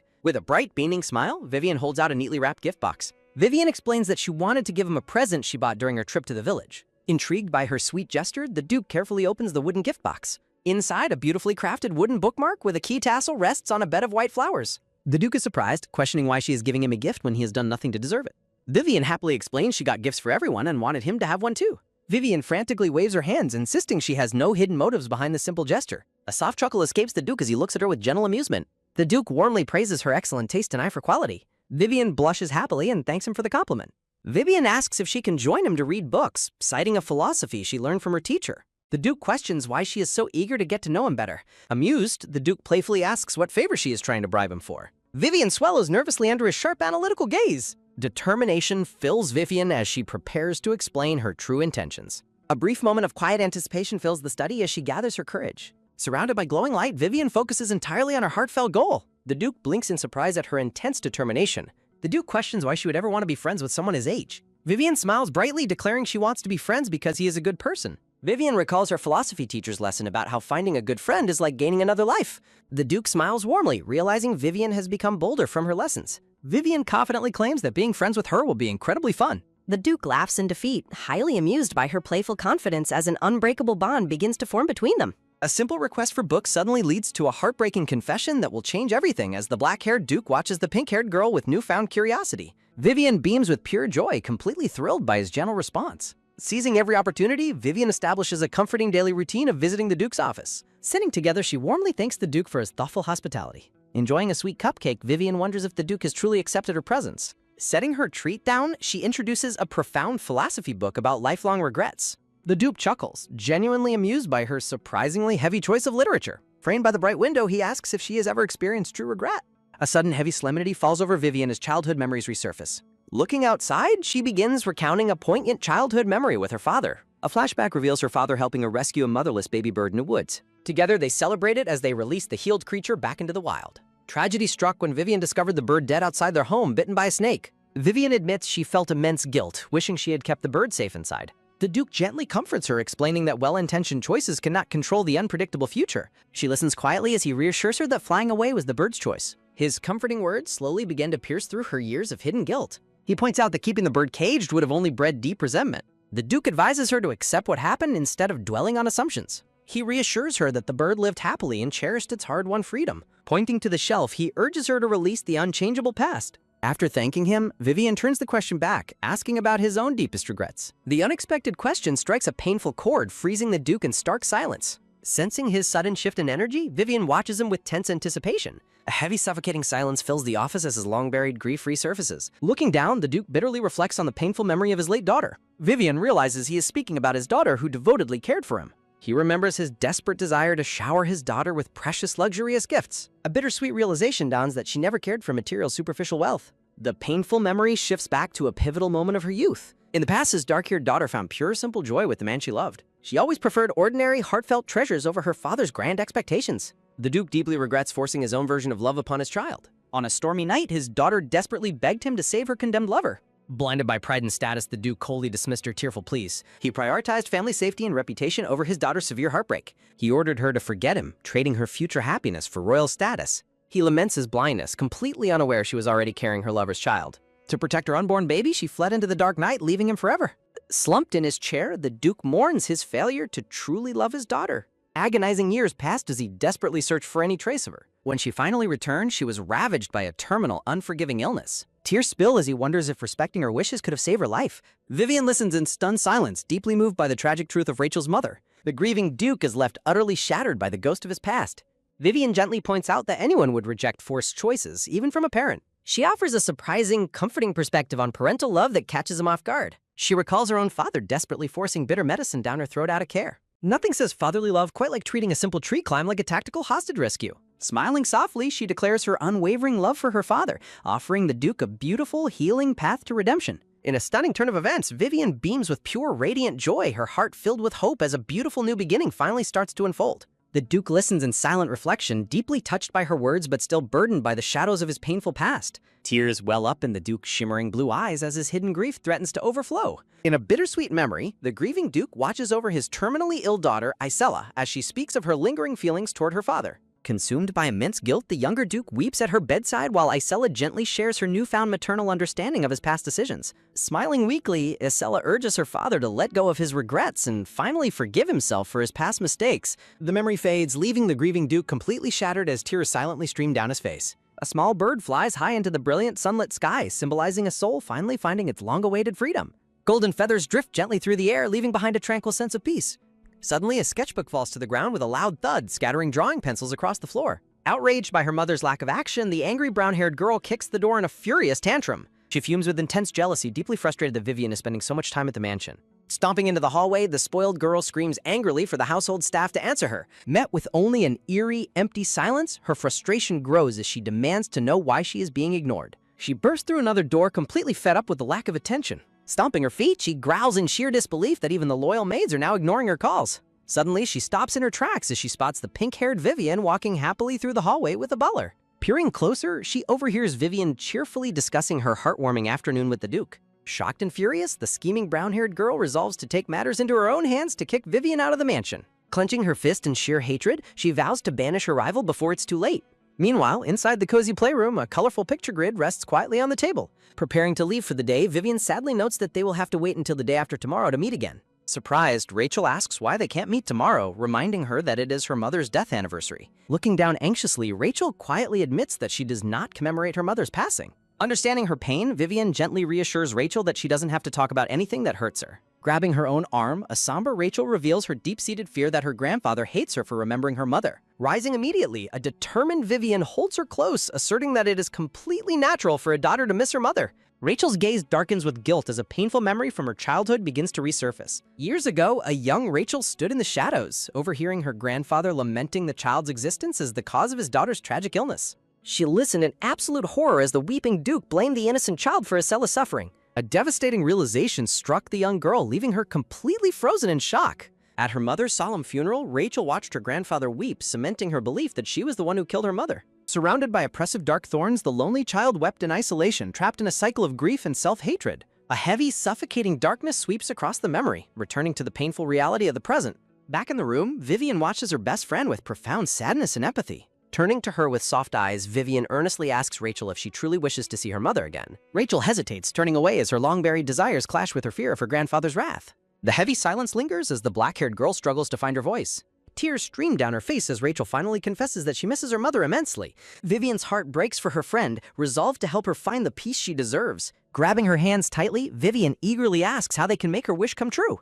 Rachel softly explains that her mother's portrait is likely kept in the restricted gallery on the 4th floor. With a mischievous sparkle in her eyes, Vivian suggests sneaking into the gallery today while the Duke is busy. Spurred by Vivian's confidence, Rachel nods in agreement, finally finding the courage to go. Beaming with joy, Vivian celebrates their successful plan to uncover the past. She playfully puts a finger to her lips, reminding Rachel to keep their secret mission quiet. Sparking a new idea, Rachel recalls that her mother had a favorite flower, prompting Vivian to ask what it was. Surrounded by memories of beautiful pink blossoms, Rachel sadly tries to remember the exact flower. Bubbling with excitement, Vivian enthusiastically suggests they make a replica of the flower to leave as a tribute. Grabbing Rachel's hand, Vivian pulls her friend toward the library to search for a picture of the mysterious flower. A secret mission begins with a quiet click as pink-haired Vivian slips out of the prayer room. Vivian waves a cheerful goodbye, leaving black-haired Rachel to watch her depart down the grand corridor. The heavy wooden doors click shut, leaving the hallway plunged into an eerie silence. A stealthy pair of feet creep silently along the polished floorboards. Peering from the dark shadows, brown-haired Sally cracks open a door with a malicious glint in her eyes. A sinister thought promises to bring about Vivian's ultimate downfall. Meanwhile, inside the cozy playroom, a jubilant Vivian throws her hands up in triumph upon completing her task. Vivian proudly admires her pink paper flower, feeling like an absolute paper-folding genius. Pointing to her flower-filled bag, Vivian eagerly signals to Rachel that it is time to depart. The two young girls cautiously peek out the doorway to ensure the coast is clear. Together, they sneak down the carpeted hallway, trying their best to remain completely unnoticed.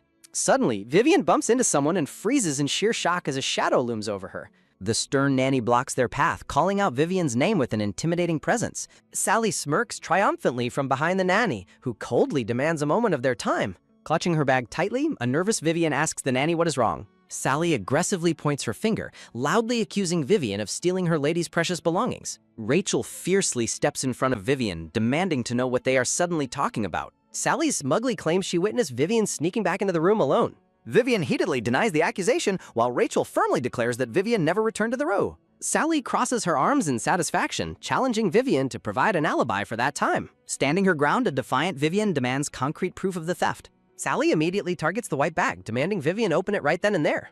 Vivian panics internally, realizing she didn't check the bag after leaving it unattended. She desperately worries that opening the bag will expose their secret plan to visit the gallery. Sally aggressively lunges forward to take matters into her own hands.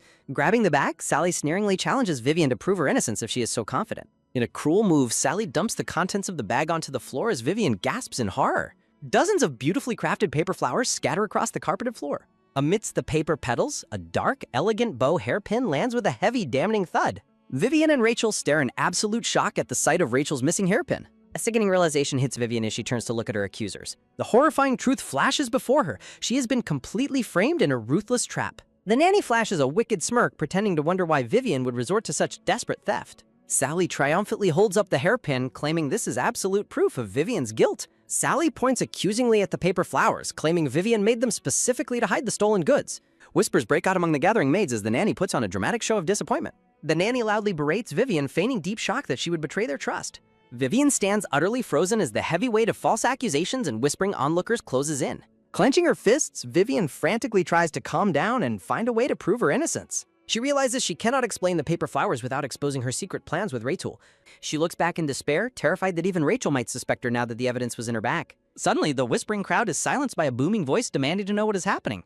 The surrounding maids and butler gasp in pure terror as a cold chill sweeps through the hallway. Vivian turns her head in surprise at the sudden interruption. The black-haired Duke steps forward, his brilliant blue eyes radiating an aura of absolute authority. Walking alongside his butler, the Duke strides purposefully toward the source of the commotion. Bowing respectfully, the nanny greets the Duke, who sternly demands to know why she is disciplining Vivian. The nanny nervously explains that Vivian was caught sneaking into her lady's room to steal. The Duke's expression hardens as he coldly demands to see proof, stating a child shouldn't be cornered on mere suspicion.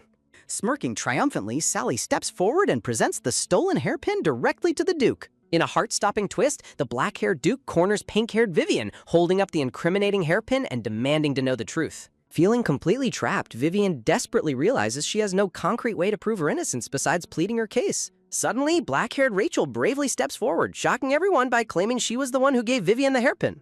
Vivian stares in utter disbelief as her best friend tightly squeezes her hand, risking everything to protect her from the false accusation. The nanny flinches in surprise at Rachel's sudden intervention. The scheming nanny flashes a patronizing smirk, lecturing Rachel that covering for Vivian's supposed crime is not what a true friend would do. Fueled by Vivian's past words about never abandoning a friend in need, Rachel's gaze hardens with unwavering resolve. Holding Vivian's hand tightly, Rachel walks forward with absolute determination. Frustrated, the nanny gestures to the floor, demanding to know why Vivian would carry around nothing but trash. All eyes fall upon the scattered pink paper flowers resting quietly on the carpeted floor. Standing before her family, Rachel softly explains that the flowers were handmade to present to her late mother. Rachel confesses she hid the flowers to sneak them into the gallery, leaving Vivian deeply worried about the consequences of exposing their secret.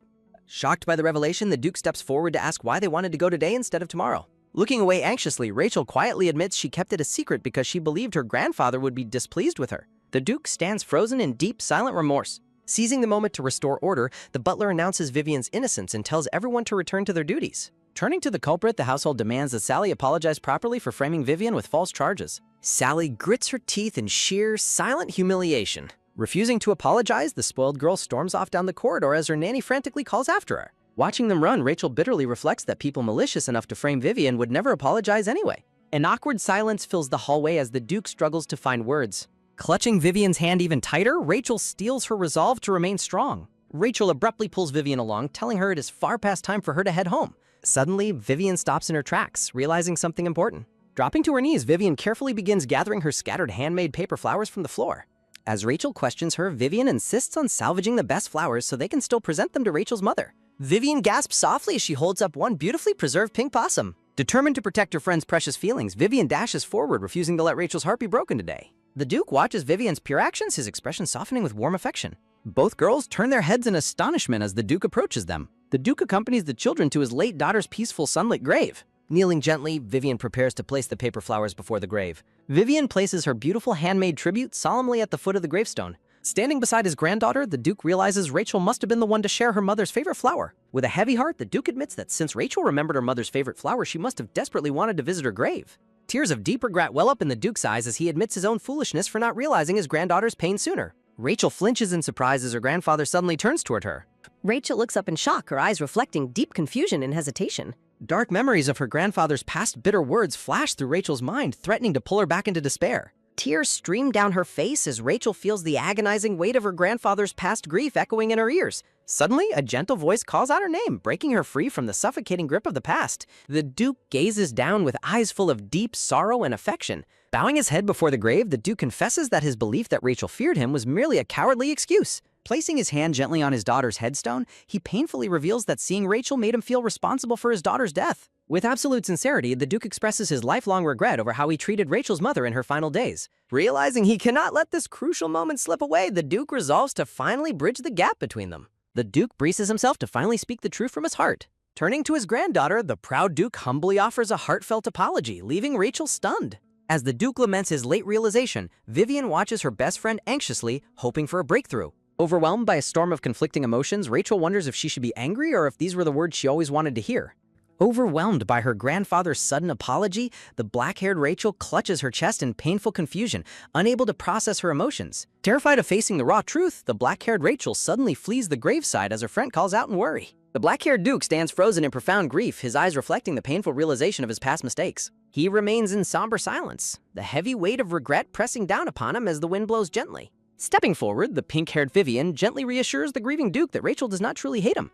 The Duke listens in silent sorrow as Vivian explains how family rifts take time and patience to heal. Looking up with warm, hopeful eyes, the pink-haired girl sweetly asks if he is willing to wait for her. A gentle, loving smile graces the Duke's face as he vows to wait as long as his granddaughter needs. Deeply moved, Vivian happily offers to wait right alongside him, bringing a spark of warmth to the Duke's lonely heart. Beaming with pure joy, the pink-haired girl eagerly bids him farewell, eager to comfort her distressed friend. The Duke watches with a softened expression as the energetic girl dashes back toward the grand estate. His heart lightens, finding comfort in the girl's pure-hearted devotion to his granddaughter. Standing alone before the sunlit grave, the Duke offers a final, peaceful farewell to his late daughter. Meanwhile, the scene shifts to the quiet, towering bookshelves of the Grand Mansion's library. Soft footsteps echo through the quiet aisles as the pink-haired Vivian searches for her runaway friend. She finally spots the black-haired Rachel huddled in a quiet corner, trying to hide her tears. Vivian's heart aches with deep sympathy as she gently approaches the weeping girl. Kneeling beside her on the floor, Vivian prepares to offer her unwavering support to her best friend. Vivian gently asks Rachel if she fled the graveyard out of sheer embarrassment or lingering anger. Rachel slowly peeks out from her arms, her brilliant blue eyes filled with vulnerability. She struggles to articulate the chaotic storm of emotions raging deep inside her heart. The black-haired girl turns her tearful gaze toward her loyal friend, seeking understanding. Rachel softly confesses that she is completely lost and cannot understand her own conflicting feelings. Huddling close, Rachel admits she is torn between happiness and sorrow, unsure of how to face her grandfather. Vivian listens intently, realizing how deeply her friend has been hurting all this time. A warm, affectionate smile spreads across Vivian's face, radiating pure comfort and reassurance. With absolute warmth, Vivian promises to stand by Rachel's side until she figures everything out. Pulling Rachel close, Vivian vows to share in her every joy, sorrow, and anger as they sit together. Flowers bloom in the background as the pink-haired girl reinforces her eternal loyalty to her friend. Vivian beams with a bright, heartwarming grin, melting away Rachel's deepest insecurities. Rachel stares back in utter awe, her heart deeply touched by Vivian's unconditional devotion. Bathed in warm sunlight, the two friends sit side by side as Rachel happily confesses her deep affection. 2 months fly by in a flash of peace, shifting the scene to a rainy day at the mansion. During this time, Rachel leads Vivian down to the mansion's secret basement magic training hall. There, the black-haired girl proudly demonstrates the impressive ice magic power she has kept hidden. Rachel also confides in Vivian about her rare constitution that allows her to absorb surrounding mana. The girls hold hands as glowing mana flows between them, cementing a bond of absolute secrecy. Vivian is filled with immense happiness, knowing Rachel's trust in her has grown stronger than ever. Sometime later, Rachel curiously asks Vivian if she hates boys, to which Vivian firmly declares she only needs Rachel. Rachel looks away with a troubled expression, secretly worrying that Vivian might leave her to get married someday. Sensing her worry, Vivian passionately promises never to play with boys or even hold their hands. Pumping her fist in cute determination, the pink-haired girl vows to prioritize Rachel above anyone else.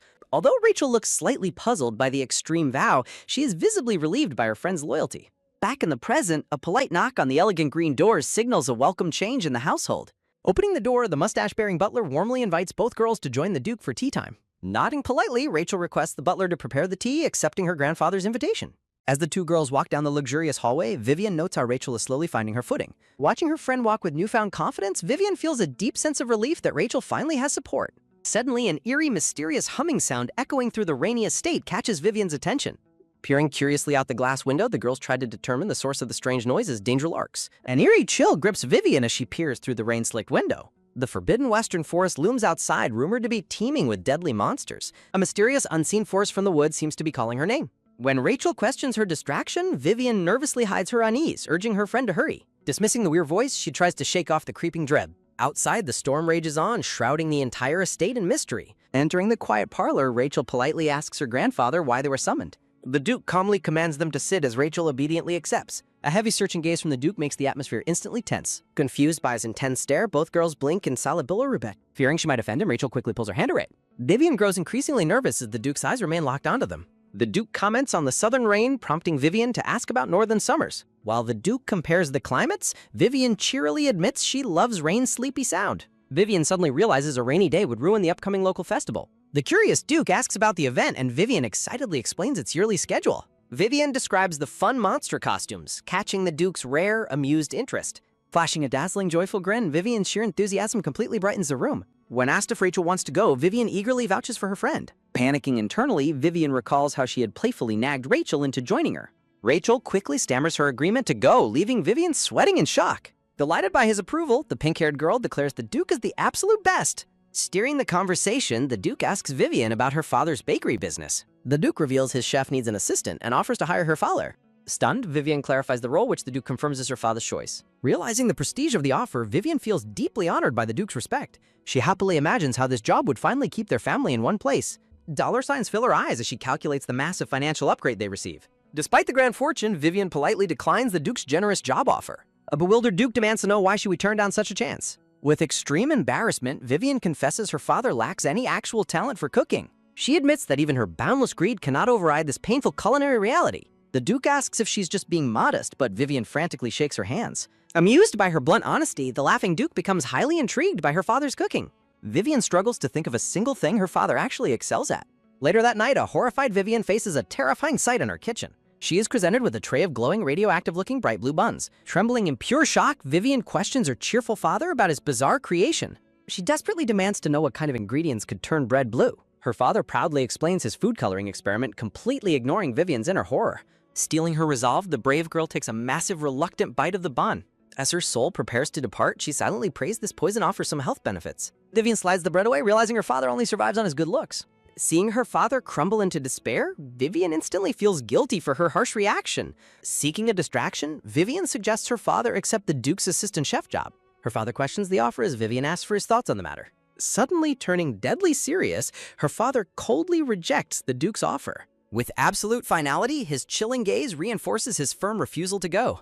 Confused by his sharp rejection, Vivian questions why he'd refuse wealth and status. He somberly explains that living under someone else's control is a miserable, soul-crushing existence. He stands in silence, his sharp gaze hinting at a dark secret waiting to be unraveled. In a sudden burst of affection, the white-haired father pulls his shocked daughter into a tight hug. Vivian hugs him back warmly, prioritizing her love for her father over any culinary disaster. A tender smile graces his face as he gently caresses his daughter's head. Breaking the warm embrace, he proudly offers to serve his latest homemade soup. The father proudly reveals his secret ingredient, instantly sending a chill of dread down Vivian's spine. Trembling with absolute panic, Vivian realizes her stomach is doomed as she is lifted to the table. Sitting at the table, Vivian nervously stirs the toxic-looking green soup while her father asks about her day. Trying to survive the meal, she mentions her history lesson as her father probes for details. Vivian pauses, chewing thoughtfully while she searches her memories for a key historical figure. When Vivian mentions the legendary hero, her father spits his drink in pure unfiltered shock.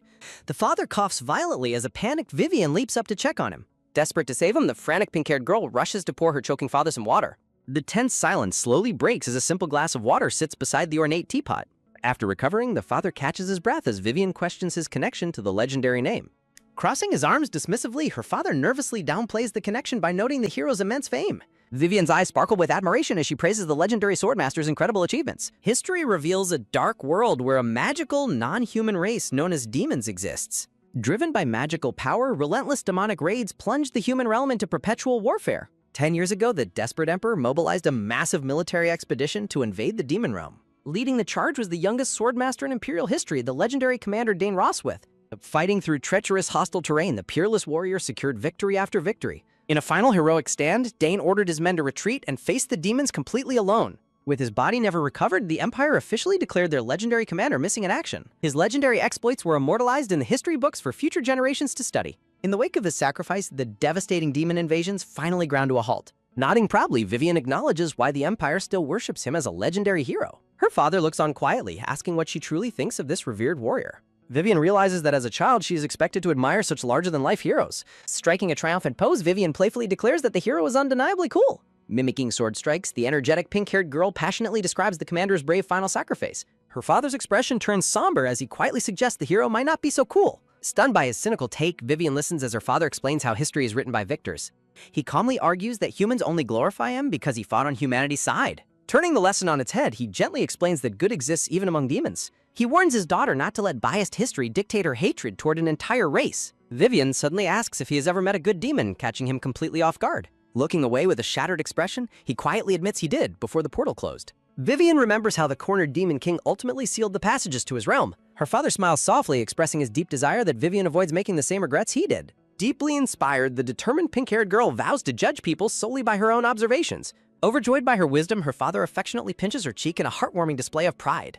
The scene fades into a peaceful, star-studded night sky over the quiet estate. Later that night, the father gently slides open Vivian's bedroom door to check on her. He finds his daughter staring deeply into the starry night sky with a pensive expression. Startled by his sudden voice, Vivian quickly denies looking at anything outside. He secretly notes how his daughter constantly hides her burdens to protect him from worrying. Stepping forward, the father gently places his hands on her shoulders to offer comfort. Scooping her up into his arms, he warmly coaxes her to share whatever is troubling her. Flashing a brilliant, loving smile, the father playfully insists on hearing his princess's secret. A chilling confession pierces the quiet night as Vivian admits the mysterious forest is calling out to her. Carrying his daughter, her white-haired father anxiously asks if she hears a voice, which she confirms. When her father asks if the call comes from the forest, she admits it is incredibly strange. Staring out into the starry night, her father ponders the ominous implications of her words. Her father playfully questions her defiance, prompting Vivian to protest that she fears the forest monsters.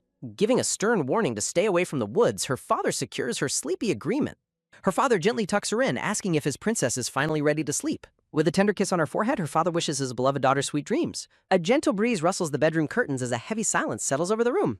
As Vivian falls into a deep sleep, her father stands vigil by the open window. A shadow of worry crosses his face as he wonders what has changed within the forest. Whispers of the past reveal that the Emperor's men once violently disturbed the ancient forest's peace. Cloaked Imperial soldiers searched relentlessly for weakened gateways leading directly into the dangerous demon realm. Their true objective was far from the noble protection written in Vivian's history books. The greedy emperor sought to breach the gates solely to seize the legendary demon king's heart. Unlike humans, every demon controls mana, with their king's heart containing an unimaginable concentration of power. Consumed by inferiority, the power-obsessed emperor would stop at nothing to claim the demon king's power. Staring at the calendar, his heart sinks as he suspects the emperor's obsession remains active. A shocking realization strikes him as the puzzle pieces of a grand conspiracy fall into place. He softly notes his daughter's innocent excitement for the upcoming local summer festival. His mind drifts back to March, the last time he ventured into those forbidden woods. That fateful journey occurred only days before the powerful Duke Edwine arrived in the region. Clutching his chest, his resolve hardens as a dangerous duty calls him back to action. Under the brilliant light of the full moon, he decides it is finally time to investigate. Meanwhile, the freckled nanny trembles in absolute terror outside the closed doors holding a mysterious letter. The damning letter threatens a secret lifetime sentence of hard labor for the traitor's hidden son. A cold sweat breaks as the written decree confirms the harsh punishment awaiting the traitor's child. The horrifying truth is revealed. An unknown enemy has discovered that Rachel is actually a boy. Her terror deepens as she realizes the extent of the blackmailer's leverage over her family. The nanny gasps, realizing her daughter Sally leaked the secret, exposing them to a lethal blackmail threat. She remembers her daughter Sally's impatient demands to finally evict the mysterious young girl. Sally had furiously warned that the girl would marry Rachel, forcing her mother to silence her. Shaking her daughter, the frantic nanny scolded Sally for speaking so carelessly about their forbidden secrets. Terrified by her mother's wrath, Sally nervously defended her outburst as a moment of pure anger. With absolute gravity, the nanny warned that exposing this secret would mean death for them both. Back in the present, a sudden noise interrupts the nanny's spiral of mounting panic. Sharp knocks echo through the silent corridor, signaling the arrival of a dangerous visitor. A voice calls out to her from the other side, freezing her in her tracks. A maid delivers a final ominous message handed over by a mysterious stranger outside the estate. Cold sweat coats her face as she realizes there is absolutely no escape from this trap. Steeling her trembling resolve, the nanny decides she must meet this blackmailer immediately to save Sally. Under the cover of darkness, she heads toward the designated meeting place at a secluded inn. Warm light spills from the inn's windows, contrasting with the cold dread pooling in her chest. Shrouded in a dark cloak, she slips past the rowdy tavern patrons and climbs the stairs. Standing outside a dim room, she raises a trembling hand to knock, questioning if she found it. She flinches violently as a cold, authoritative voice from inside commands her to enter. Opening the door slowly, she gasps as the shadow of her blackmailer looms over the room. The smug man asks about her life in the countryside, leaving her utterly paralyzed with shock. She immediately recognizes him as the powerful visitor who arrived at the villa months ago. Her worst nightmare is confirmed. The blackmailer is none other than the feared Emperor's inspector himself. A cold panic grips the nanny as she realizes the Emperor has discovered Rachel's dangerous secret. Terrified of the consequences, the brown-haired nanny grovels at the dark-haired inspector's feet, pleading desperately for her life. Sobbing on the floor, she begs for mercy, but the cold inspector completely dismisses her tragic excuses. Looking down with absolute malice, the inspector warns that this sensitive matter must be settled in complete secrecy. Shivering in her dark cloak, the terrified nanny listens as he demands absolute discretion to protect the crown. Turning away coldly, the inspector outlines a dark plan to cover up Rachel's identity with a tragic accident. Crouching beside her, the smug inspector reveals that this grim conspiracy is the Emperor's exact will. His terrifying gaze narrows as he forces her to choose between survival and ruin. Meanwhile, a grand carriage waits in the sunlit town square, ready for a fateful journey. Back at the estate, the pink-haired Vivian stands before closed doors, lost in her own thoughts. Vivian reflects on her maturity, convinced she understands the exhausting burdens of parenting. She watches her white-haired father board the carriage, fuming over his terrible timing. She laments losing massive business profits just as their new bread becomes a viral sensation. Clenching her fist, the spirited pink-haired girl fumes over her father's suspicious departure. Her anger boils over at his sudden excuse to visit a mysterious friend. She recalls their conversation at the table where her father brought up an uncle she had never met. With a sorrowful expression, her white-haired father fabricated a convoluted story about a family tragedy. Sitting deadpan, the clever pink-haired girl immediately saw right through his obvious lie. Back in the present, her father bids Vivian a warm farewell as he prepares to leave. Patting her pink hair gently, he reminds her to eat well and wash her hands. He playfully warns her to stay far away from any scary-looking men. Her father laughs warmly, joking about how mature his young princess has become. Pinching her cheek affectionately, he coaxes her to play nicely at the Duke's estate. A brown-haired butler in a black suit arrives to escort the pink-haired girl. Bowing politely, the father asks the butler to take good care of Vivian during his absence. With a cheerful wave, Vivian runs eagerly toward her temporary new home. Originally, she had planned to stay at the local general store instead. A tense flashback reveals black-haired Rachel raising strong objections to that living arrangement. Sitting on the lavish sofa, Rachel points out that staying at Peter's house is highly inappropriate. Rachel flatly refuses to allow it, leaving a munching Vivian completely bewildered. Blushing furiously, the black-haired child explains that boys and girls shouldn't share rooms at their age. Vivian clarifies that they would sleep in separate rooms, but Rachel remains stubborn. Sticking to her stance, Rachel insists that Peter is simply no good for her. Vivian leans in with a smug grin, teasingly accusing Rachel of being jealous. Smiling brightly, the pink-haired girl reassures Rachel that she's still her favorite friend. Utterly flustered, Rachel abruptly stands and demands that Vivian stay at the villa instead. Rachel nervously highlights the villa's many guest rooms while avoiding eye contact. Vivian realizes that staying here avoids long carriage rides and keeps them together. She quickly concludes that the Grand Villa is the absolute perfect place to stay. Excitedly, she resolves to ask her father for permission immediately. Back in the present, Vivian waves happily from her carriage window as her father waves back. She eagerly anticipates a fun-filled sleepover packed with exciting pillow fights. The carriage rolls through the bustling town as Vivian's excitement reaches its peak. Later that evening, a tense game of chess begins between the two young friends. Exhausted from the long day, the pink-haired Vivian lets out a wide yawn. Rachel stands up abruptly, announcing she is heading back to her own bedroom. Vivian protests, pointing out that sleepover guests are supposed to share a room. Rachel declines, arguing that sleeping in the same room breaches proper noble etiquette. Staring back, Vivian argues that the rules shouldn't apply since they're both girls. Flustered beyond belief, Rachel bolts from the room, leaving a completely bewildered Vivian behind. The ultimate slumber party is about to turn into a total disaster as the pink-haired Vivian desperately pleads with the black-haired Rachel to share a room. Clasping her hands together with teary eyes, Vivian begs her friend to reconsider their living arrangements before it is too late. Rachel hesitates at the door, completely frozen by her friend's emotional onslaught. A brutal, cold rejection instantly shatters the pink-haired girl's dreams of a perfect sleepover. The heavy door slams shut, leaving Vivian entirely alone in the silent, dark hallway. Stunned by the unexpected betrayal, Vivian stands frozen in disbelief at Rachel's harsh rejection. Fuming with anger, Vivian throws herself face first onto her bed, cursing her stubborn friend. She rolls over onto the luxurious mattress, trying to find comfort in her giant new guest room. Just as she prepares to drift off to sleep, an eerie glowing whisper breaks the silence. Her golden eyes instantly snap open as a cold shiver runs down her spine. The mysterious unseen force calls out to her once again, shattering her peace. Terror grips her heart as the haunting voice grows stronger in the dark. Bolting upright in her massive bed, Vivian realizes the sound is echoing directly from the forbidden forest. Driven by a mix of fear and curiosity, the pink-haired girl dashes across the room. She stares out the window, desperately questioning what is calling her from the darkness. The silent moonlit woods stare back, hiding ancient secrets just beyond her reach. Panic sets in as she wonders if she is finally losing her mind. She trembles in the dark, wondering if a ghost or demon is targeting her. Completely paralyzed by fear, she looks down at her trembling feet on the cold floor. Overwhelmed by the oppressive darkness, she buries her face in her hands and cries out for her father. A warm lantern flickers along the corridor wall, offering a small beacon of hope. Seeking comfort, Vivian knocks softly on Rachel's bedroom door, hoping her friend is still awake. Clutching her pillow tightly, she fears she has arrived too late and will have to face the night alone. A sliver of warm light illuminates her anxious face as the heavy door slowly creaks open. Rachel stands in the doorway, asking what has brought her friend here so late. The black-haired child stands firm, observing the trembling guest waiting in the hallway. Tearfully clutching her pillow, Vivian confesses her fear of sleeping alone and begs to stay with her. Rachel's cold exterior melts away, replaced by a sudden rush of embarrassment and concern. Softening her stance, Rachel gently takes Vivian's hand and pulls her into the safety of her room. Relieved, the pink-haired girl scrambles onto the massive bed while Rachel lights a bedside lamp. Snuggling under the warm blankets, Vivian nervously requests to keep the lights turned on.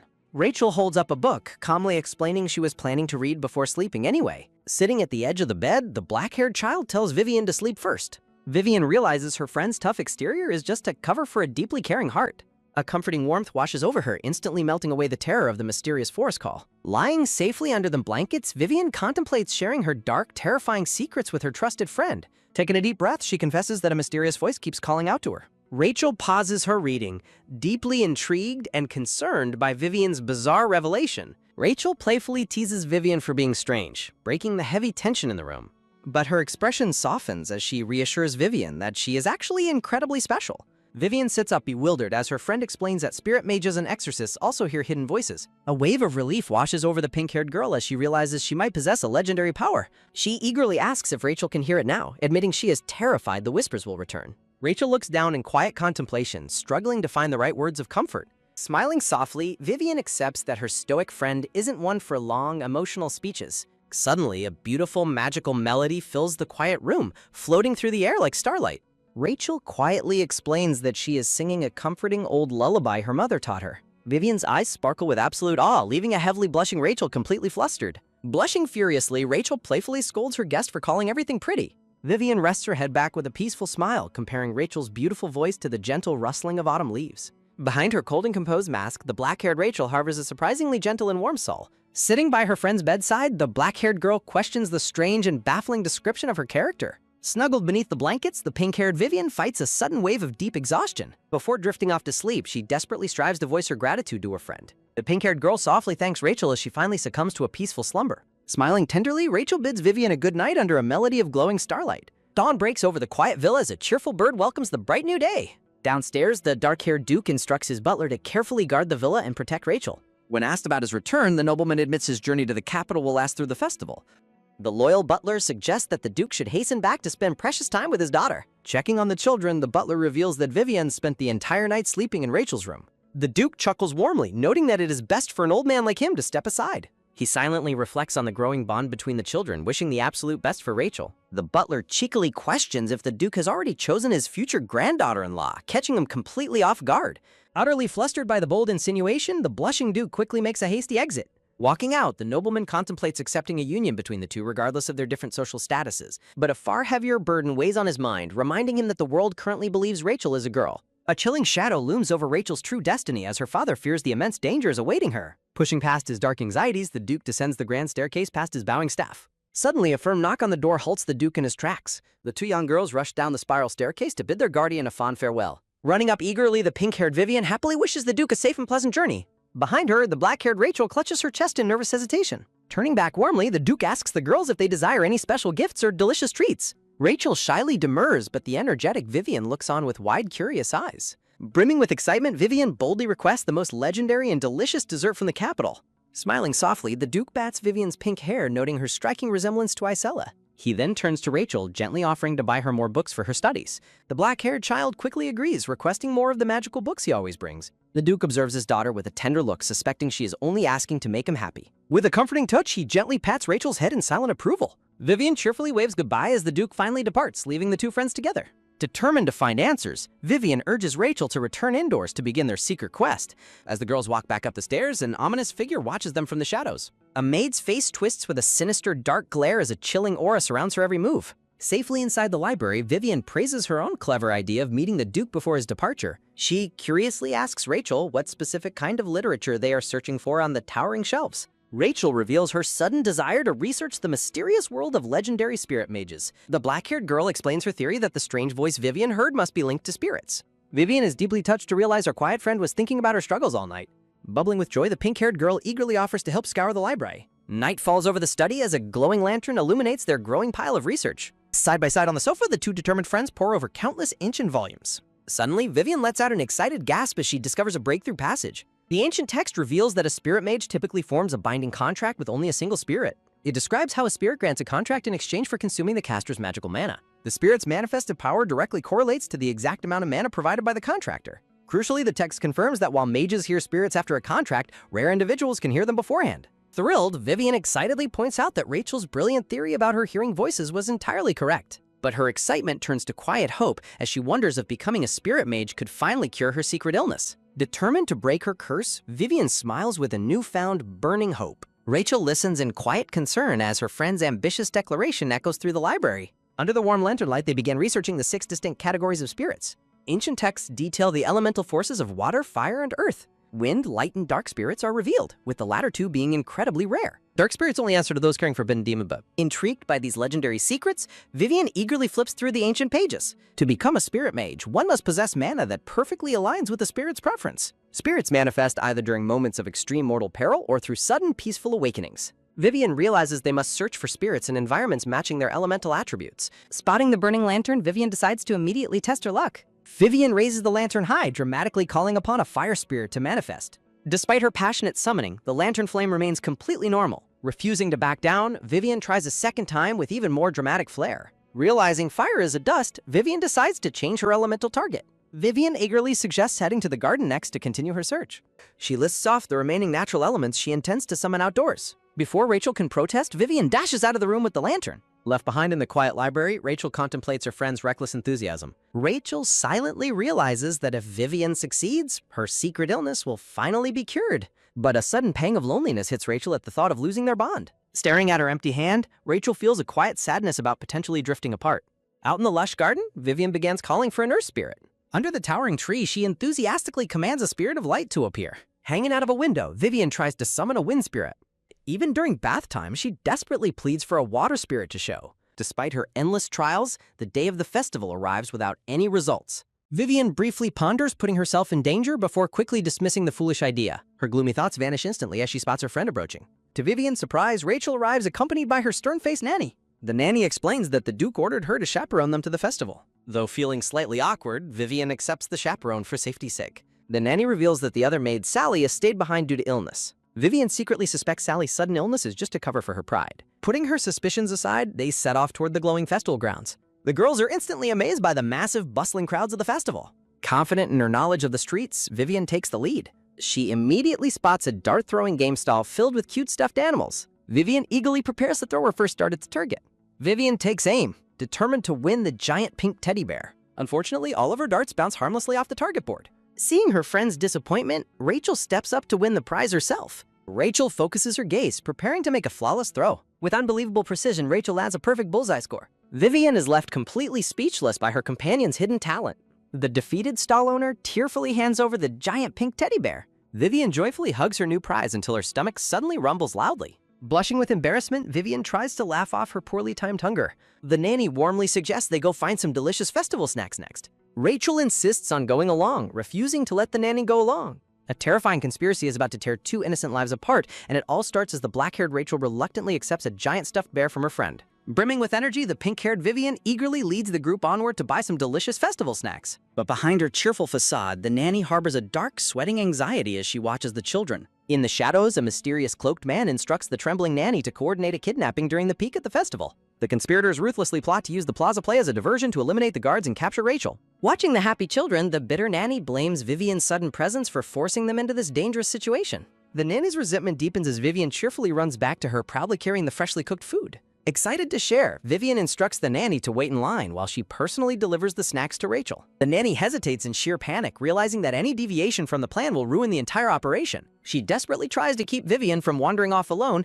but the confident child quickly dismisses her warnings. Confused by the sudden tension, Vivian watches in silence as the anxious nanny abruptly storms off into the crowd.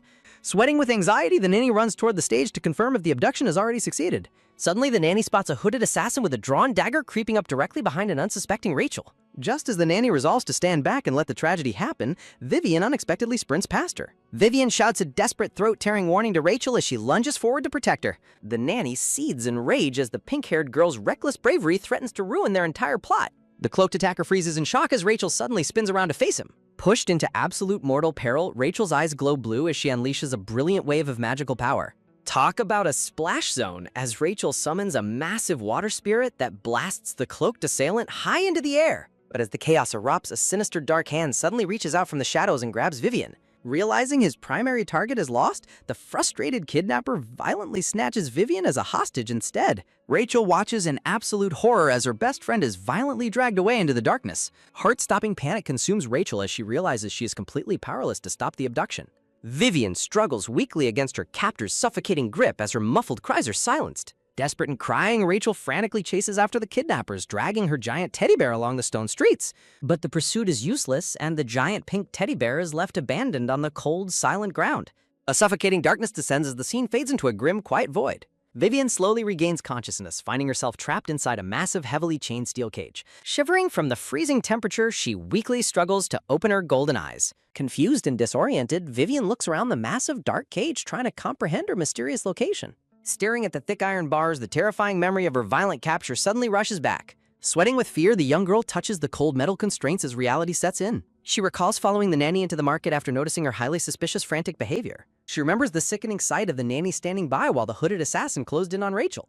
A wave of dread washes over her as she fully accepts the terrifying fact that she has been kidnapped. Forcing herself to stay calm, Vivian deduces that since she is still alive, they must need her as a hostage. Suddenly, she freezes in absolute terror as a loud yawn echoes from the darkness nearby. Vivian quickly drops back onto the cold stone floor to feign unconsciousness. A heavy, echoing thud reverberates through the damp and quiet prison cell. Apparently, guarding a high-profile kidnap victim is the ultimate cure for insomnia, as the bearded guard sits yawning obliviously. Peeking through her lashes, Vivian sighs in immense relief upon realizing her awakening went completely unnoticed. She begins to piece the mystery together, deducing that the conspirators were targeting Rachel and she was simply the substitute victim. She visualizes the terrifying moment when the assassin closed in on her unsuspecting friend in the plaza. Deep in thought, Vivian desperately tries to recall if this kidnapping event was part of the original plot she knows. She pauses, realizing there was never a scene in the novel where Rachel almost faced abduction. She remembers that the original novel starts in adulthood, leaving Rachel's dark childhood completely unexplained. She reasons that a major childhood kidnapping attempt would have been documented as the catalyst for Rachel's villainous turn.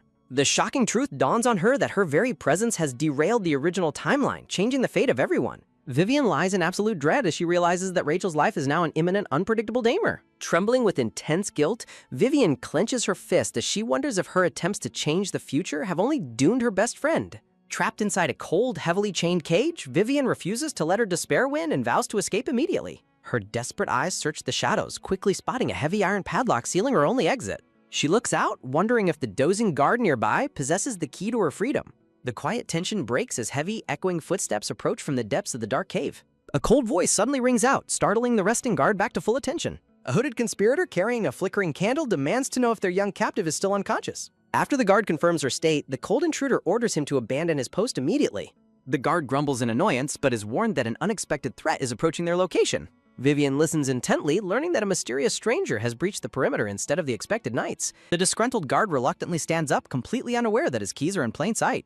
Vivian's heart leaps as she spots the heavy ring of keys dangling temptingly off his belt. Panic sets in as she realizes she must act before her only chance of escape walks away. A strange invisible draft suddenly tugs at the metal ring hanging from the guard's waist. With a metallic clink, the keys miraculously slip off and fall directly onto the cold stone floor. Praising her sudden stroke of luck, Vivian quickly sits up to plan how to reach them. She desperately grabs the iron bars, finding them completely solid and immovable to her touch. Straining with all of her youthful strength, she begs for a miracle to aid her escape.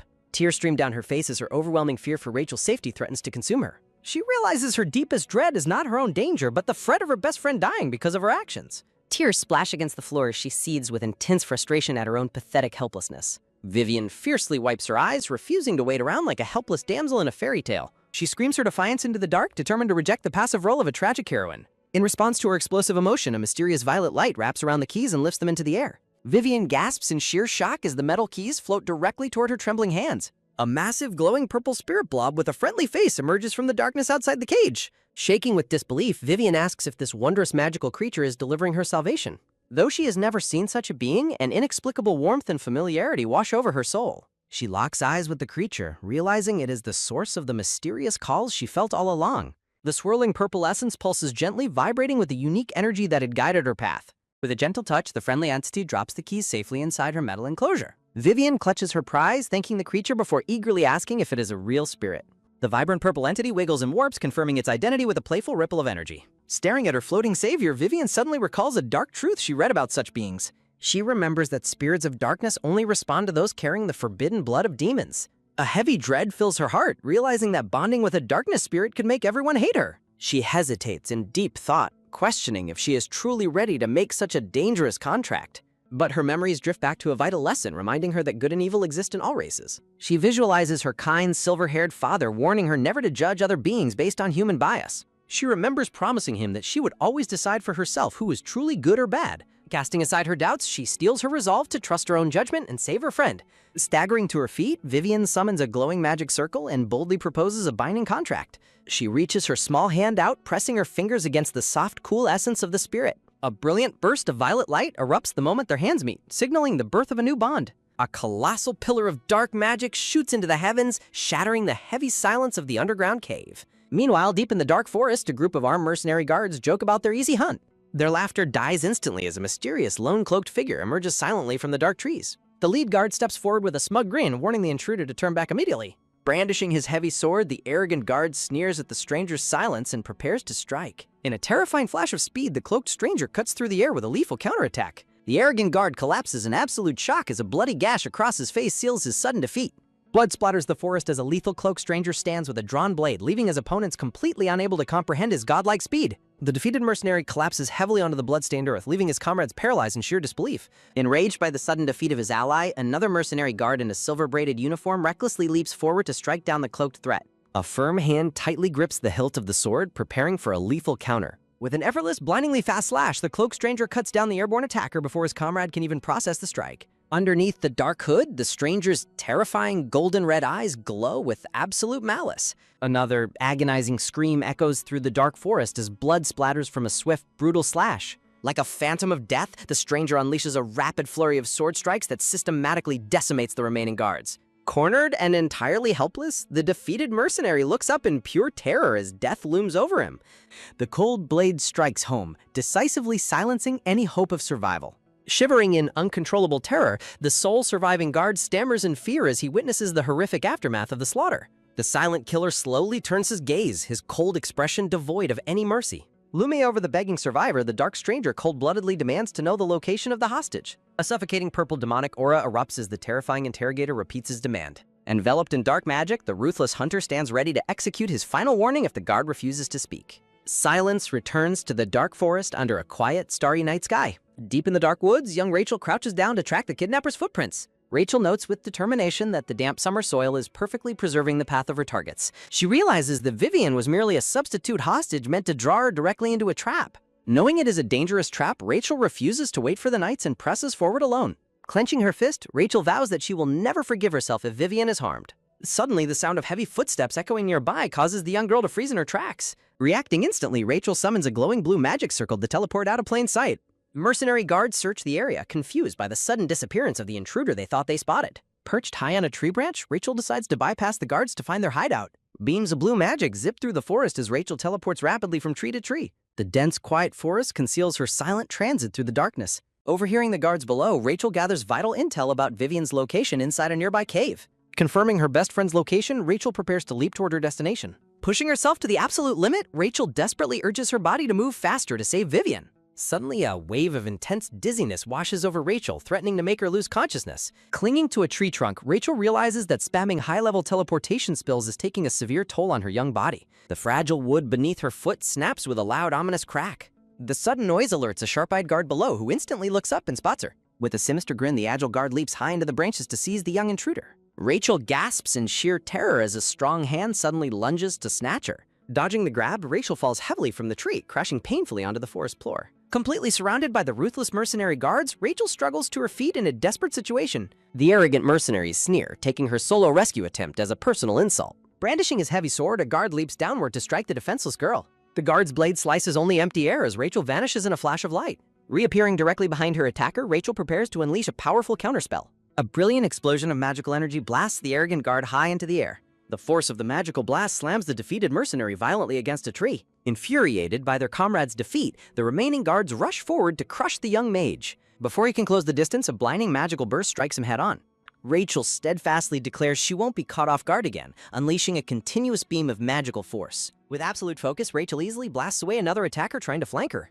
The battered mercenaries stagger backward, utterly shocked by the little girl's terrifying magical prowess. Exhausted but resolute, Rachel prepares to drop her restraints, realizing she might have to take their lives to survive. Facing a grim and final choice, she prepares to accept the ultimate sacrifice. Trapped deep within the dark forest, Rachel stands completely surrounded by armed mercenary guards. The lead guard leaps forward with his blade, yelling a lethal threat to end her life. Steeling her resolve, Rachel realizes she must take lives if she wants to survive. Suddenly, Vivian arrives with her massive purple spirit blob, shouting a warning to protect her friend. Recognizing the familiar voice, Rachel turns in complete disbelief at Vivian's sudden rescue.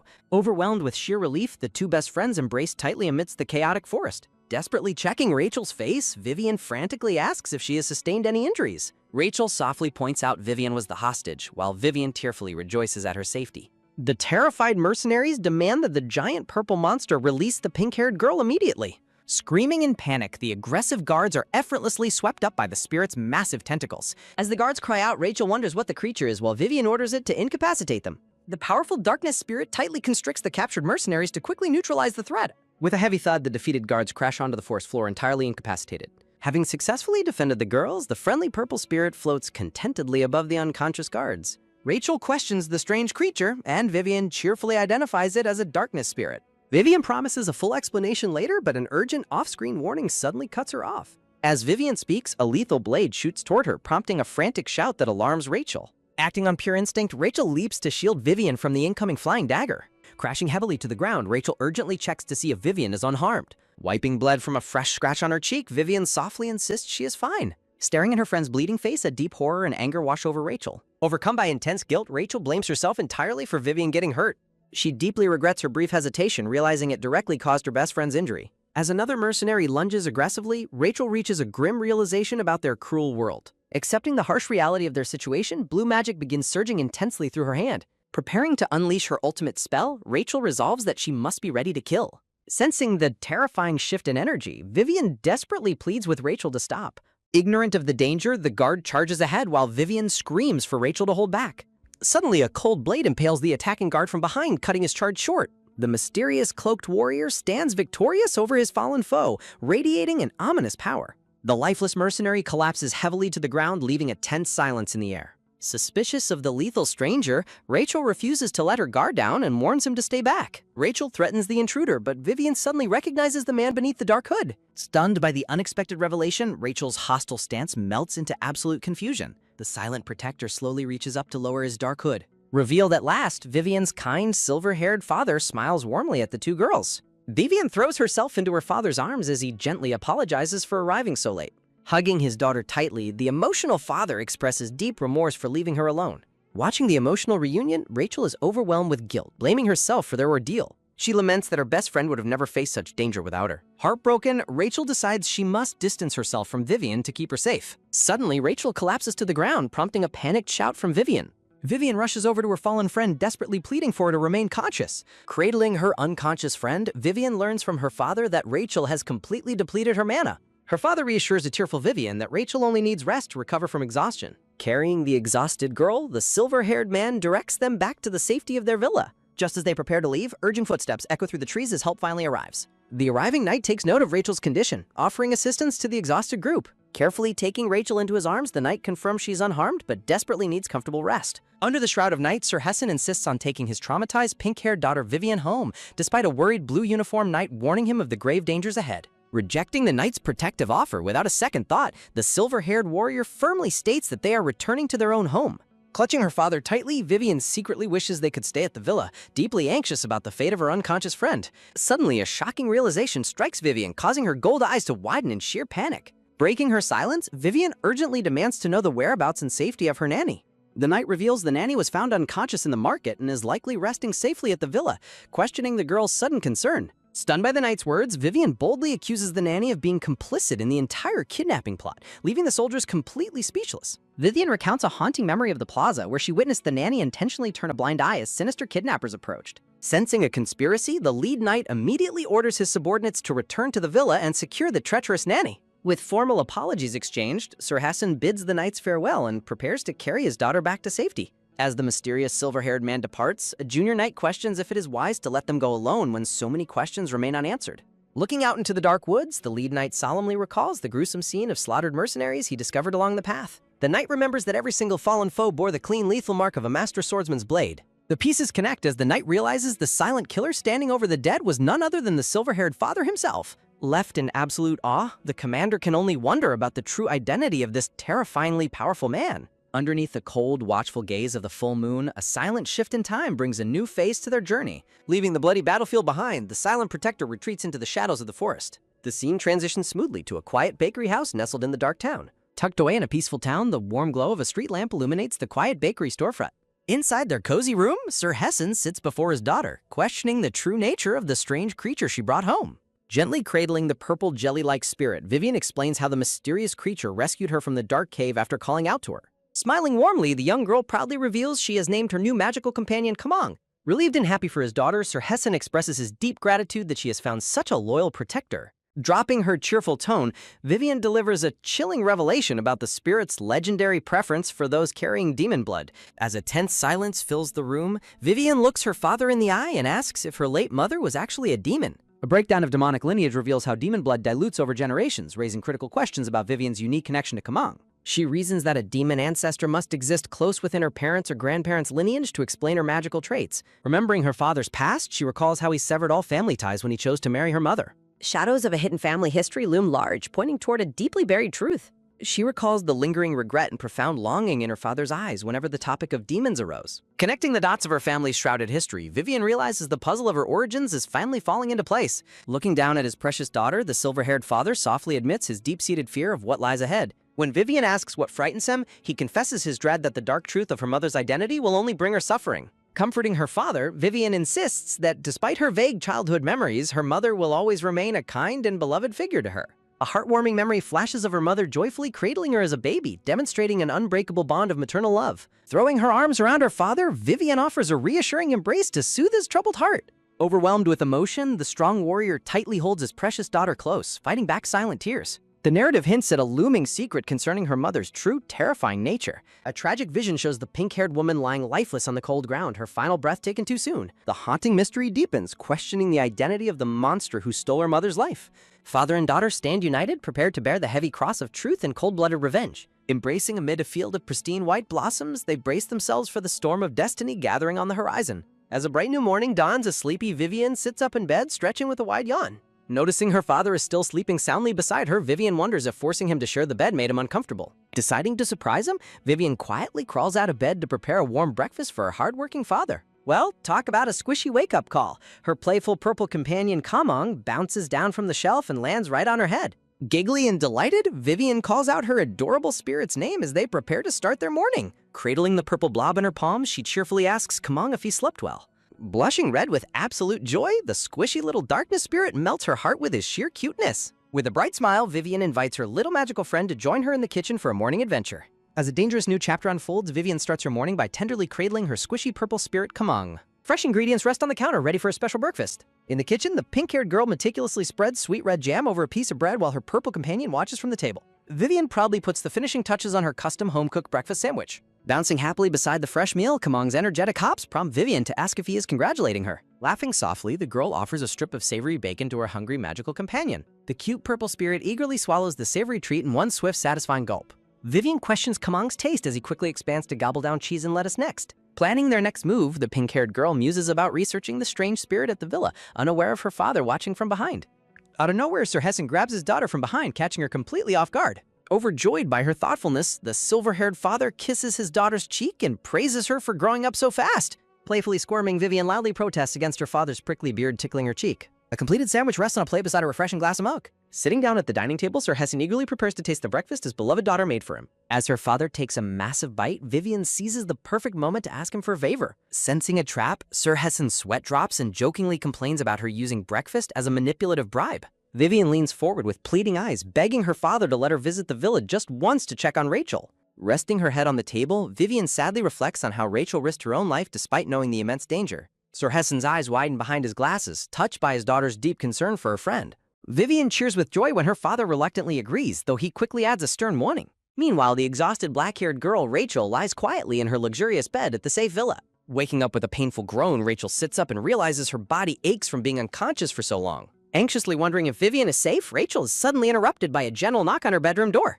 Vivian peeks into the room, softly asking if she can come in as Rachel calls out her name in relief. Standing in the doorway, Vivian is accompanied by her tall, silver-haired father, whom Rachel immediately recognizes. Staring at him, Rachel vividly remembers the heartbreaking scene of the emotional father crying and clutching Vivian in the forest. Finding her voice, Rachel quietly invites them inside, secretly noting how the grieving father reminded her of her own grandfather's sorrow. Outside the door, Vivian asks if she can go in alone first, and her father kindly agrees to wait in the hallway. Running into the bedroom, the pink-haired girl eagerly rushes straight toward her friend's bedside. Vivian anxiously asks Rachel if she is in pain, while Rachel silently notices the fresh scratch on her friend's face. A painful memory flashes of Vivian shielding Rachel from harm, intensifying the black-haired girl's deep-seated guilt. Trying to lift the heavy mood, Vivian introduces her new magical friend, explaining she met the darkness spirit in the cave. Holding up the squishy purple creature, Vivian smiles warmly and expresses her heartfelt gratitude to Rachel.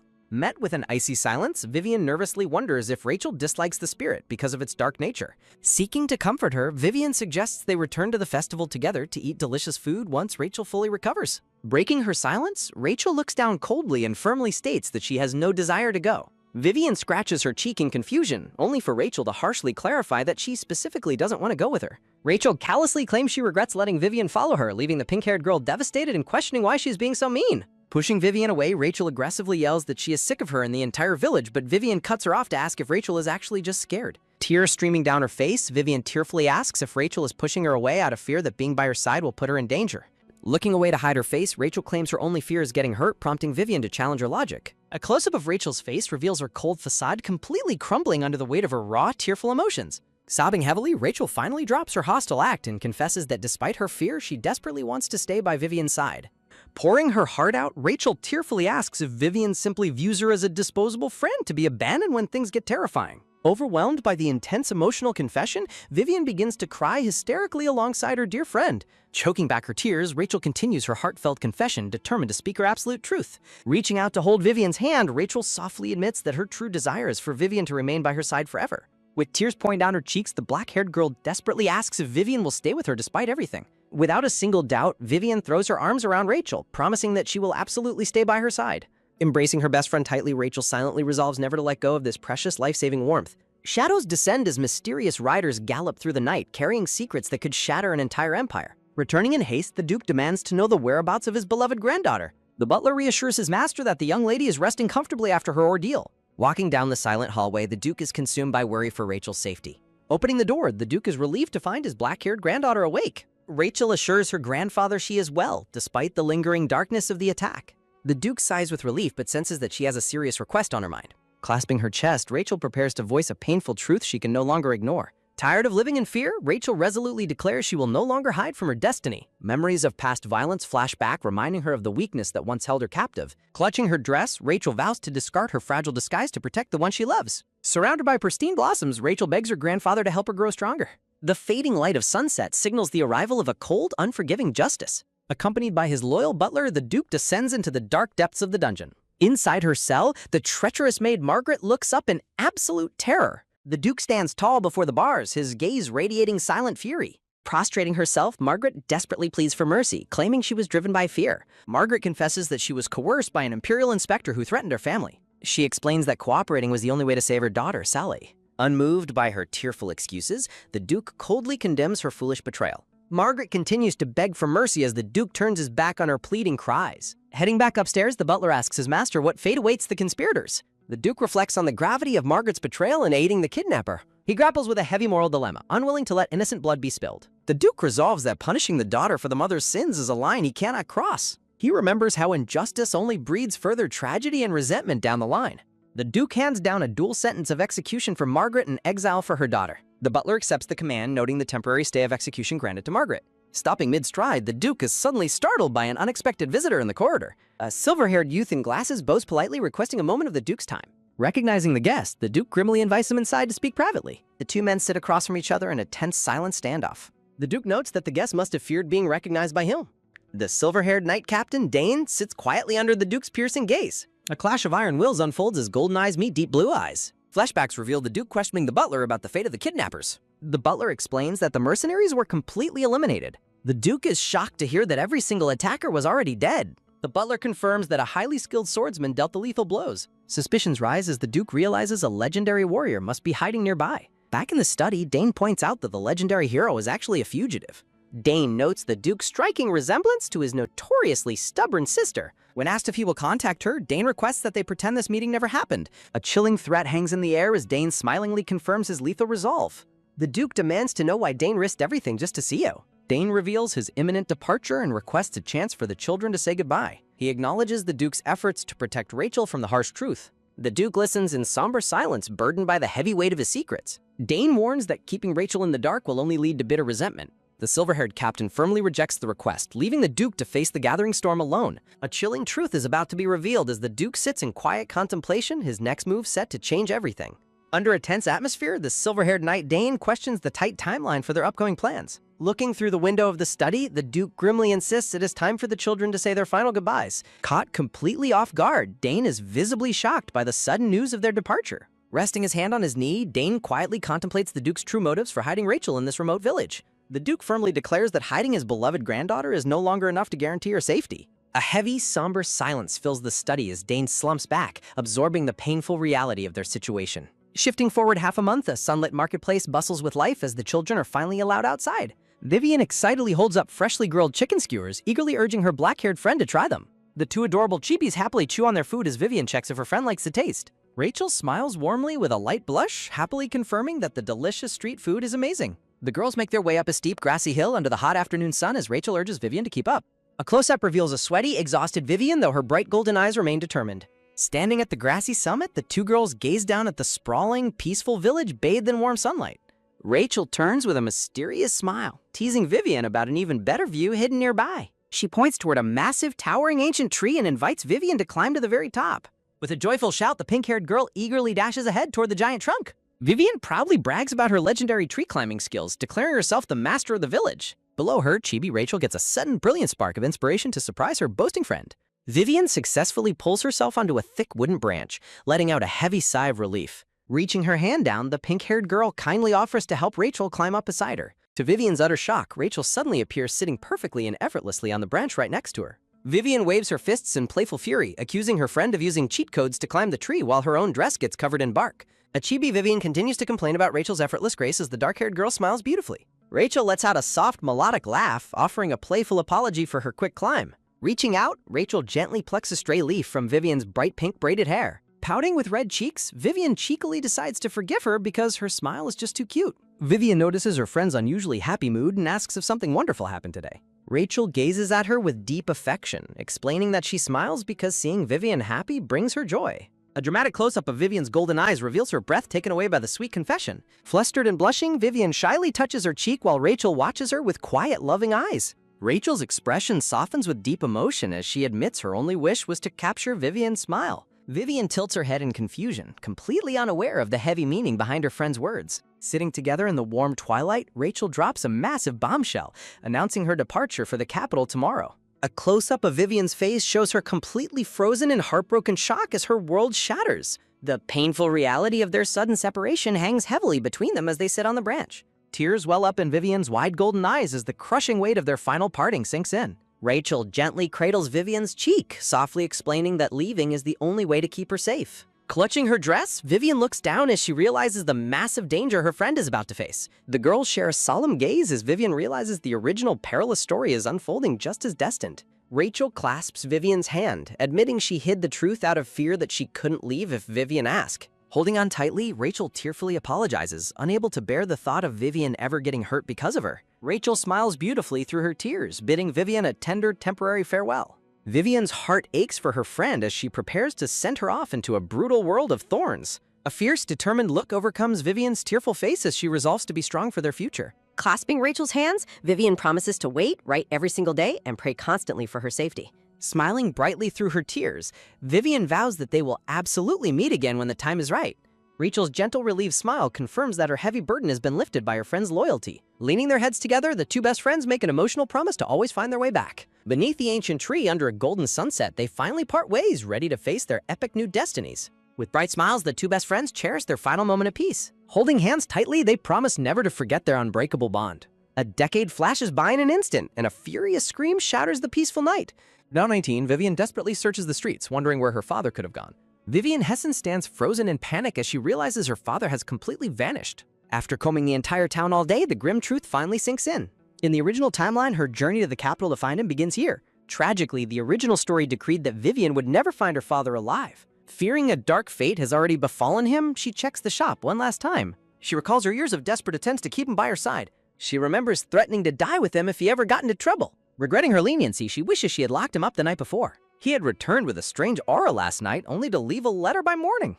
Waking up to an empty house, she confusedly examines the mysterious letter left behind. Her father's letter begins with motherly warnings about her daily health and safety. He advises her to check beneath his bed if she ever struggles financially. Realizing there's no mention of his return, Vivian explodes in sheer disbelief. Grudgingly, she kneels down to peer into the dark space beneath his bed. A hidden trapdoor in the wooden floor suddenly reveals itself with a soft creak. She stares in absolute wonder, questioning how she never noticed this compartment before. Descending the secret ladder, she gasps at a literal mountain of glittering gold coins. Despite the massive fortune left behind, she finds absolutely no comfort in it. The wealth only proves he had planned his quiet departure long in advance. She violently curses her irresponsible father for abandoning his daughter. The scene shifts abruptly to a luxurious, dimly lit villa near the bustling capital. Under the cover of darkness, three cloaked figures arrive to meet a legendary figure. Standing before them is the enigmatic and feared leader of the Tarot Guild.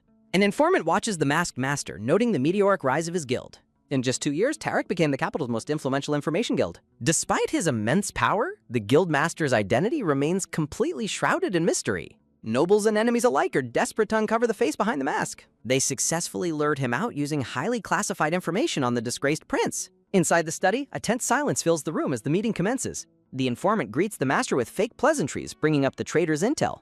Citing the presence of too many watchful eyes, he offers only partial documents first. The leader calmly demands the rest of the file once they verify the payment. A smug guard opens the coin pouch to reveal a glittering array of gold. In a sudden, clumsy move, the guard fumbles and spills the coins everywhere. The brilliant gold coins scatter across the floorboards in a noisy display. Behind the black mask, a sharp calculating blue eye immediately spots the trap. Seizing the momentary distraction, the deceptive informant signals his men to strike. Armed mercenaries spring from the shadows, aiming to subdue him and strip his mask.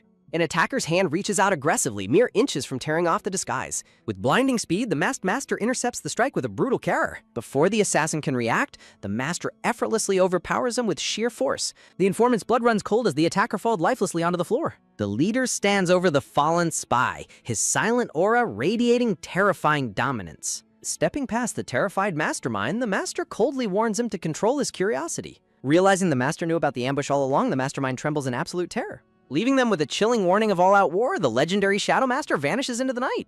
Beneath a blanket of twinkling stars, a silent, imposing estate stands as a harbinger of major secrets about to unfold. Inside the quiet manor, the mysterious Shadow Master returns from his high-stakes mission and sheds his heavy travel cloak. Reaching up, the enigmatic leader prepares to strip away his disguise, shedding the dark mask that conceals his true self. The mask falls to reveal Rahadis Edelwine, the stunningly handsome 20-year-old leader of the powerful intelligence guild, Tarek. Clutching his dark disguise, Rahadis lets out a weary breath as the sheer weight of his secret double life presses down on him. Running his hand through his dark hair, the exhausted leader laments the grueling nature of managing an empire's secrets. Sinking into a steaming bath, Rahadis resolves to build up his power until he can finally reveal his true identity to the world. Resting his head back, he reflects on the 10 grueling years that have passed since he was forced to vanish. A single droplet of water rippling through the dark pool mirrors the beginning of his tragic descent into the shadows. He recalls the brutal ambush by the Emperor's forces on his journey back to the capital, which forced him to fake his death. Mourning his own manufactured demise, he remembers his grandfather's silent agreement to protect him from the relentless sovereign.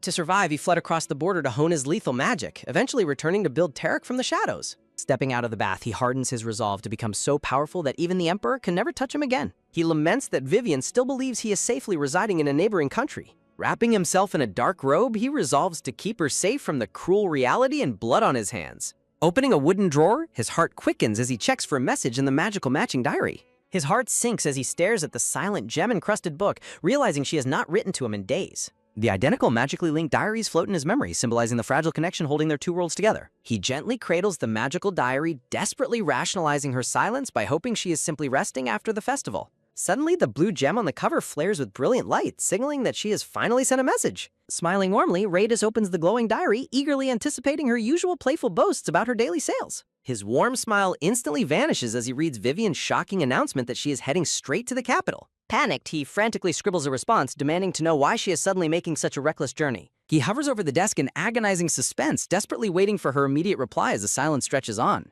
Sweat pouring down his face, the imposing guildmaster is reduced to a nervous wreck while awaiting her message. When no response comes, an oppressive, agonizing silence fills the room, confirming his worst fears of being left ignored. Meanwhile, the morning sun bathes the grand, imposing palace of the Hiltian Empire in brilliant light. Walking through the lavish corridors, Prime Minister Igraine rose with worries about the heavy rains ruining the upcoming winter harvest. She gasps in surprise as a sudden voice interrupts her thoughts, shattering the silence of the empty hallway. A polished gray-haired nobleman approaches her casually, praising her dedication while noting that the Emperor is happily away on a hunt. Turning to face him, Igraine bitterly complains about the crushing weight of the administrative duties forced upon her shoulders. She glares at him, deeply frustrated by the sheer incompetence of their ruler and the greed of the other imperial officials. The nobleman playfully counters that her younger brother likely ran away just to escape these stuffy responsibilities. She remembers her brother's parting words, validating her natural capability to lead their family instead of him. Igraine turns a sharp eye to her companion, accusing him of dumping his own duties on her while he leaves the palace early. The smug nobleman merely smiles, excusing himself to welcome an important guest arriving from afar.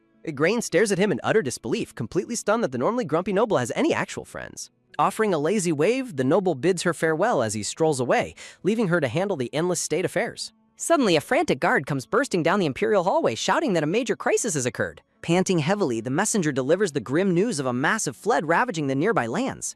A neighboring village stands completely submerged in deep, rushing waters as a direct result of the torrential downpours. Realizing Princess Hildegard has already rushed to the scene in the royal stead, Igraine immediately orders a carriage prepared. Outside, a heavy carriage wheel plunges violently through deep puddles of muddy water as the journey begins. Traveling along the flooded countryside, a talkative coachman sits beside Vivian Hessen as they complain about the endless rain.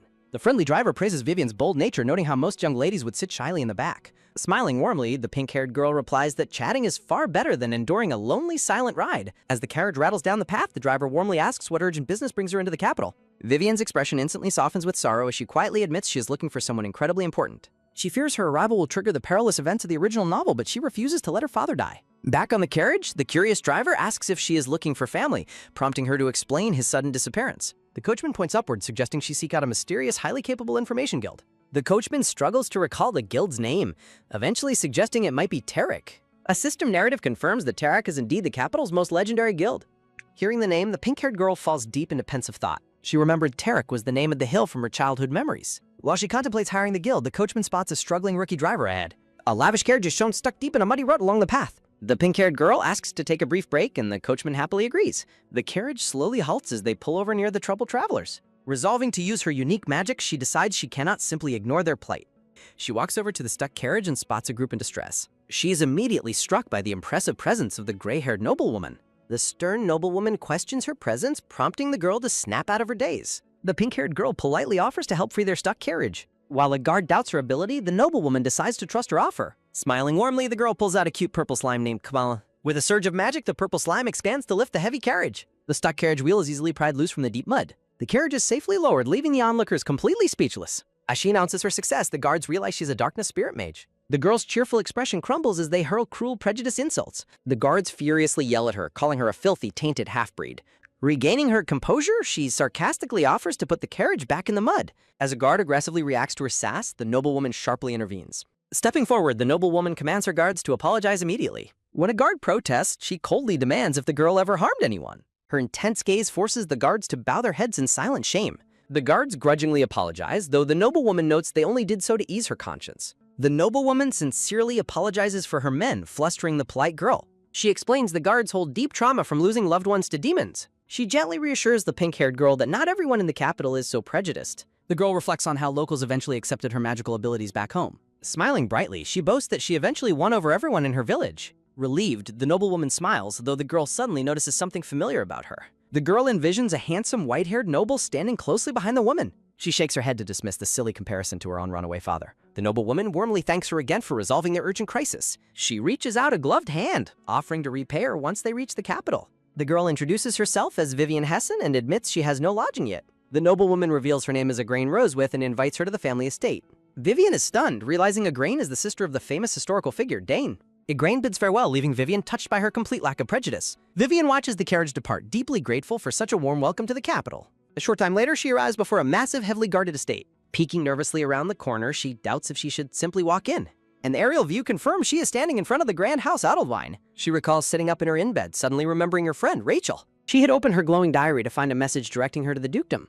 Standing outside, she gathers her courage, hoping her visit won't cause any trouble. Vivian politely asks the guard to see the duke, leaving him utterly shocked by her pink hair. Boldly walking up to the massive palace gates, Vivian is shocked when the guards immediately bow and welcome her inside. Looking up at the grand estate, she stands completely bewildered that they knew her identity before she could even speak. Stepping inside, the gentle creak of her shoe echoes through the lavish entryway of the dukedom. Suddenly, an older butler with a mustache warmly greets her, prompting her to joyfully ask how he has been. The butler praises how much she has grown, while Vivian happily notes that he has not changed a bit. Her heart skips a beat as a powerful, commanding voice calls out her name from across the room. Turning around, she immediately recognizes the distinguished gray-haired duke and nervously greets him after 10 long years. The duke playfully teases her for still being tiny, while she cheekily fires back about his massive height. Looking over at her, the duke questions if she arrived empty-handed, prompting her to apologize for not bringing a proper gift. The duke dramatically scolds her for assuming he wants bribes, leaving her thoroughly confused by his dramatic reaction. He clarifies that he's concerned she traveled for days without any luggage or basic necessities. The duke laments that her childhood boldness has shrunk, but Vivian insists she is simply old enough to feel shame now. He dismisses her worries, ordering her to leave her shame at the door while she internally wonders about Rachel's absence. He playfully asks if she no longer considers him a friend, reminding her of a promise she made as a child. The duke teases her for playing with an old man's feelings, sending her into a state of absolute panic. Clasping her hands nervously, she tries to find the right words to explain her sudden journey. Her expression darkens with worry as she quietly confesses that her father has suddenly gone missing in the capital. The duke folds his arms, criticizing her father's irresponsible behavior but acknowledging that he is not easily defeated. Agreeing that her father is terrible, Vivian is surprised when the duke immediately promises to help find him. Her eyes widen in confusion as the duke reveals there are strict conditions to his assistance. He holds up a finger, advising her first to stay strong and trust that her father can handle himself. The Duke orders her to use this opportunity to learn everything she can, leaving her quite puzzled. Looking toward the sunlit window, he reiterates his long-standing promise to fully support her future endeavors. The Duke looks down with deep regret, expressing his desire to make up for the promises you broke in the past. Touched but hesitant, Vivian wonders if she should accept his kindness, though he playfully calls her boring for hesitating. She stares at him, her heart swelling with gratitude for his unwavering warmth. Her eyes shimmer with emotion as she processes the sheer depth of his loyalty. Shifting the mood, the Duke abruptly stands up and announces they must immediately head somewhere together. Outside, the bustling streets of the capital hum with life under the clear afternoon sky. Arriving before an elite dessert cafe, Vivian gasps in disbelief at the incredibly exclusive, expensive establishment. Walking inside, the Duke proudly explains he booked a table, leaving Vivian wondering how he anticipated her exact arrival date. She realizes with shock that Rachel must have informed him of her journey over a week ago. Stunned, she suddenly realizes the massive financial implications of booking a table without knowing her arrival date. The Duke casually reveals the cafe kept a seat open daily, confirming he spent a fortune waiting for her. Overwhelmed by his generosity, Vivian enthusiastically makes a hand heart while the Duke laughs at her dramatic change of heart. Led to the second-floor terrace by a polite waiter, Vivian happily accepts the grand treatment. Giddily looking over the menu, Chibi Vivian eagerly orders a massive feast of delicious desserts. Suddenly, her cute purple slime companion pops out with an energetic bounce. The purple slime leaps into the air with a happy cry, catching Vivian off guard. Peering through the glass doors of the terrace, she senses a powerful presence approaching. The door swings open to reveal a remarkably handsome, dark-haired knight stepping onto the terrace. Looking at the newcomer, both Vivian and her purple slime tilt their heads in pure curiosity. Vivian is struck by a deep, inexplicable sense of familiarity as she stares at his handsome face. Their eyes suddenly lock and she feels a jolt of shock from his piercing blue gaze. The dark-haired knight politely apologizes for his tardiness, leaving her to wonder how he knows the Duke.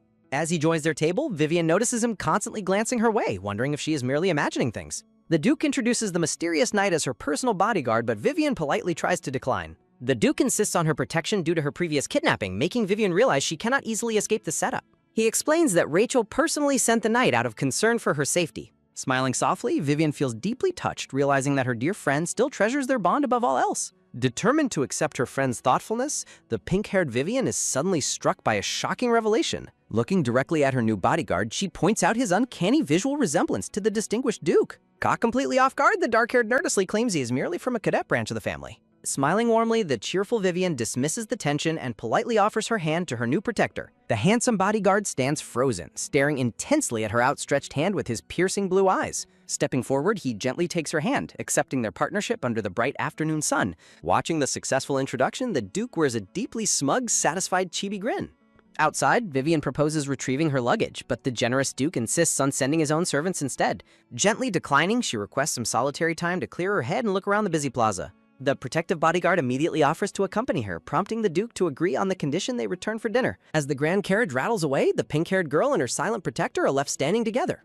Alone with the quiet warrior, she struggles to overcome the overwhelming awkwardness of their sudden isolation. Breaking the silence, he casually suggests dropping formal speech, leaving her bewildered since he already had. Though annoyed by his sudden shift in attitude, she restrains her sass, respecting his noble lineage. Noticing her hesitation, he kindly reassures her to walk comfortably while he dutifully follows behind. They set off through the cobblestone streets, keeping a strict professional distance as they walk. Looking back, she realizes that having him trail so far behind actually feels incredibly weird and lonely. Her worries are instantly shattered by the shocking realization that her cute purple slime companion has vanished. Turning around in pure panic, she is stunned to see Kamong lounging comfortably on the bodyguard's head. Rushing over, she profusely apologizes, explaining her familiar rarely approaches strangers so boldly. Without a word of complaint, the calm bodyguard gently presents the purple slime back to her. To her utter embarrassment, the stubborn slime outright refuses to leave, bouncing back onto his shoulder. The happy purple slime squeaks with absolute delight, completely making itself at home on his armor. Flustered by her pet's sudden disloyalty, she sternly commands the creature to return immediately. Gently grabbing her arm, the calm bodyguard reassures her that he doesn't mind the slime's presence. Stunned by his easygoing nature, she cautiously asks if he is truly comfortable with the creature. Noting his complete lack of prejudice toward her magic, she happily concludes her friend chose a wonderful guardian. With her trust in him instantly skyrocketing, she cheerfully bows her head in sincere gratitude. He quietly reveals he is not actually a knight, prompting her to realize they have yet to exchange names. Looking toward the glowing horizon, the handsome, dark-haired man finally introduces himself as Radis. She playfully points out that his name sounds remarkably similar to Rachel's, leaving him slightly startled. Wondering if she should address him formally, she asks his preference, but he casually leaves it up to her. She introduces herself as Vivian, sheepishly assuming he was already well aware of her identity. His quiet confession that he has known about her for a very long time sends a jolt of curiosity through her. Deeply touched, she eagerly questions if her dear friend had truly spoken about her so frequently. Looking down with a trace of sadness, she admits that their letters often left her feeling a lingering distance. But hearing how much her friend cherished their bond finally lifts the heavy knot of worry from her chest. She earnestly asks if Rachel is doing well, curious about the true state of her friend's life. She quietly confesses her hidden fears, explaining that Rachel rarely opened up about her personal struggles. The bodyguard walks in solemn silence, quietly absorbing her raw emotional confession. Breaking his silence, he offers a deep, comforting reassurance that her beloved friend is indeed doing well. Beaming with pure relief, she happily begs him to relay her deep desire for a future reunion. Touched by her unwavering devotion, he softly questions her eagerness, prompting an enthusiastic response. However, she suddenly demands that their conversation remain an absolute secret from Rachel, leaving him completely puzzled. Understanding her friend's ambitious goals, she reveals she never wants her own words to shake that resolve. Though she hates keeping secrets, she selflessly decides to prioritize Rachel's grand future over her own feelings. Her beautiful selflessness strikes a deep, silent chord within the contemplative bodyguard. He remains locked in pensive silence, the weight of hidden truths pressing heavily upon him. Despite her secret longing, her bright, resilient smile shines with hope for their eventual reunion. As they walk together under the fading sunset, he quietly watches her, harboring secrets that could change everything. Arriving outside her temporary residence, the pink-haired Vivian prepares to gather her things, unaware of the deep secrets swirling around her quiet bodyguard, Rahades. Standing closely behind her, the dark-haired bodyguard unexpectedly confesses a deeply buried feeling of longing. Taken completely by surprise, the startled girl spins around with wide eyes to process his sudden words. Looking down in somber hesitation, the quiet protector struggles to articulate his heavy emotions. A sudden surge of internal tension tightens her resolve as emotions threaten to boil over. Revealing his piercing blue eyes, the handsome bodyguard softly reiterates his genuine feelings of affection. The heavy atmosphere returns as he hesitates once more, grappling with the weight of his secret identity. A sudden dramatic gust of wind sweeps across the street, throwing her into confusion and drowning out his soft confession. Utterly bewildered, the pink-haired girl tilts her head and loudly asks him to repeat himself over the howling wind. Retracting his previous statement, the bodyguard urges her to hasten inside while she cheerfully promises to return quickly. Watching her walk away, a soft smile graces his face as he realizes her bright, energetic nature hasn't changed at all. Night quickly falls over the grand estate, shrouding the massive mansion in a quiet, star-filled darkness. Exhausted from her long journey, the pink-haired girl sleeps peacefully in her luxurious new bed with her purple companion by her side. Suddenly, a startling sound echoes through the dark room, instantly waking her purple slime companion in pure panic. The defensive familiar leaps off the bed as a mysterious towering shadow creeps silently into the chamber. Sensing immediate danger, the purple slime transforms into a giant, terrifying monster with razor-sharp fangs to protect its sleeping master. Stepping out of the darkness, the calm bodyguard playfully warns the massive creature that eating him would only cause a terrible stomachache. Recognizing his familiar presence, the purple slime instantly deflates back to its cute, harmless form with a happy squeak. Gently scooping up the bouncy creature, the quiet warrior hushes it to ensure her peaceful sleep remains undisturbed. Taking a seat beside her, he rests his hand on the bed and gazes down at her sleeping face with profound tenderness. In the quiet of the night, he marvels at how beautifully she has grown over the last 10 years. He looks at her peaceful slumber, touched by how warm and trusting she is, even to a bodyguard she only met today. Memories of their earlier walk resurface, bringing back her eager questions about their long-standing correspondence. He realizes with a pang of emotion that her kindness was entirely genuine, even though she has no idea he is actually her dear friend Rachel. A wave of playful jealousy washes over him as the purple slime happily bounces right back onto his head. He questions the protective creature, praising its unwavering devotion and thoroughness in guarding its beloved master. He notes that unlike humans, magical spirits recognize people by their unique internal aura, meaning the slime knew his true identity from the very beginning. The energetic purple companion bounces on his shoulder, desperate to reveal his massive secret to its sleeping master. He gently squishes the hyperactive slime, quietly celebrating the incredibly convenient fact that it cannot speak. Suddenly, a brilliant magical glow from a nearby table catches his eye, demanding his immediate attention. Reaching over, he recognizes the glowing magical diary he once gifted her, realizing she must have just written a message. Opening the pages, he reads her heartfelt entry, expressing her anxiety about visiting the dukedom after so many years. A tender smile spreads across his face as he reads her changing impressions of him, shifting from sly to remarkably kind. Sitting back on the bed, he absorbs her written vow to put in her absolute best effort to get along with him. His expression softens with a hint of sadness upon realizing her letters never contain a single confession of missing him.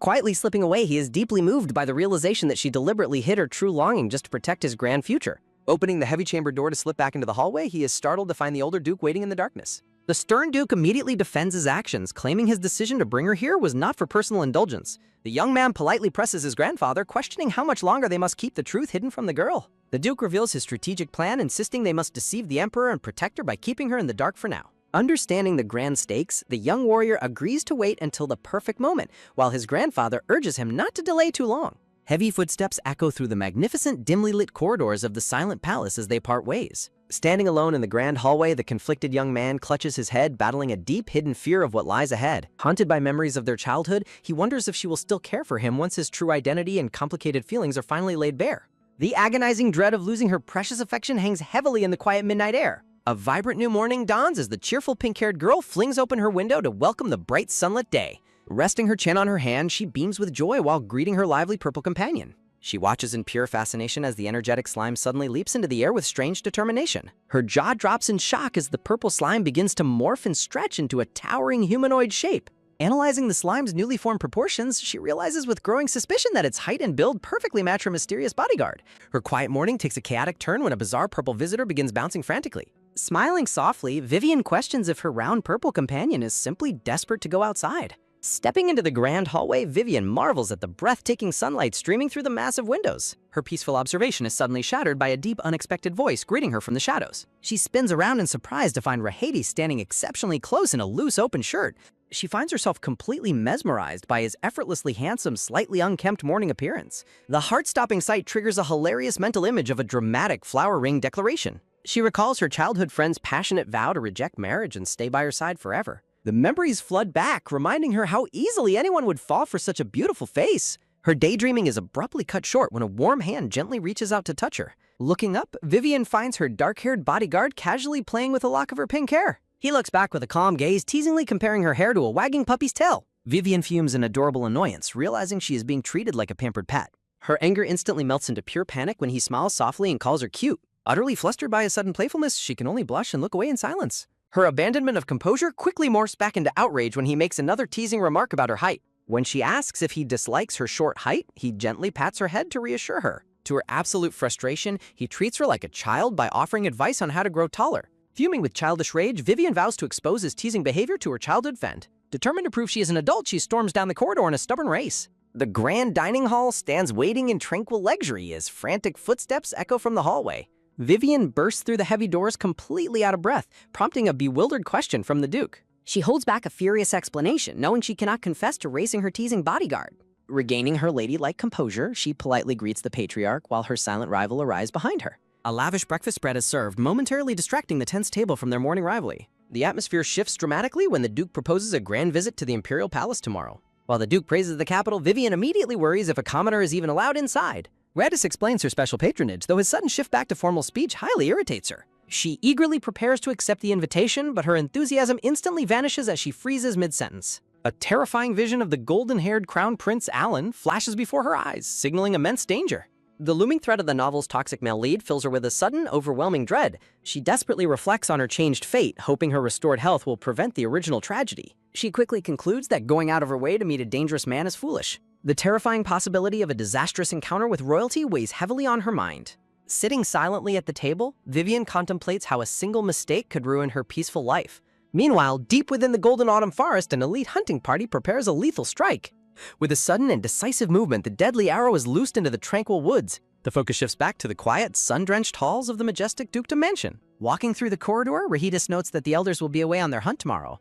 He quietly watches Vivian walk ahead, plotting his next move under the golden autumn light. Believing she is completely unwatched, Vivian carefully sneaks down the hallway to execute her secret plan. Her stealth mission is abruptly compromised when a familiar dark shadow looms closely over her shoulder. He whispers a teasing confirmation that the coast is clear, catching her completely off guard. Vivian lets out a startled shriek of pure panic as her bodyguard corners her once again. He quickly covers her mouth to silence her loud cries before they attract unwanted attention. Gently removing his hand, she demands to know why he is following her secret movements. He demands to know where she is sneaking off to, reminding her of their agreed plans. When she refuses to answer, he immediately calls out to order her a grand carriage.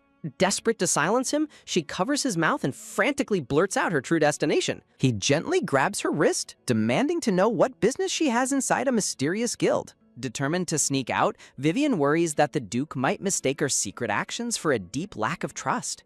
Rahadis quietly reflects on the immense pain she must be carrying after her father's sudden disappearance. He quickly deduces her plan to sneak out on foot to avoid alerting the carriage drivers. Vivian clasps her hands together, begging him to understand her desperate situation.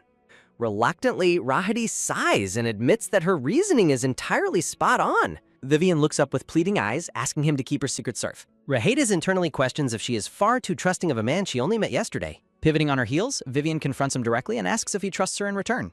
She firmly declares her absolute trust in Rachel, the dear friend who sent him to her. Hearing her say that name, Rahidus realizes that Rachel represents an unbreakable guarantee of safety for Vivian. Their quiet conversation is suddenly cut short by the approaching chatter of the estate maids. Reacting instantly, Vivian grabs his hand and pulls him into the shadows to hide. Pressed tightly against the heavy wooden door, the two wait in breathless silence for the danger to pass. Standing inches apart, Vivian nervously checks if the maids have finally gone, unaware of their intense proximity. As they wait, Rahidus suddenly becomes hyper-aware of the warmth of Vivian's delicate hand in his. He silently marvels at how her once similar hand now fits so perfectly inside his larger grasp. He realizes how incredibly much has changed over the span of 10 long years. Yet, despite all the passing time, a deep, unspoken connection still remains between them. Snapping back to reality, Rahidus quickly pulls his hand away with a soft, embarrassed apology. Trying to clear the awkward air, he asks which specific guild she is planning to visit. Vivian brightly answers that she wants to find the famous Tarot Guild, asking if he recognizes it.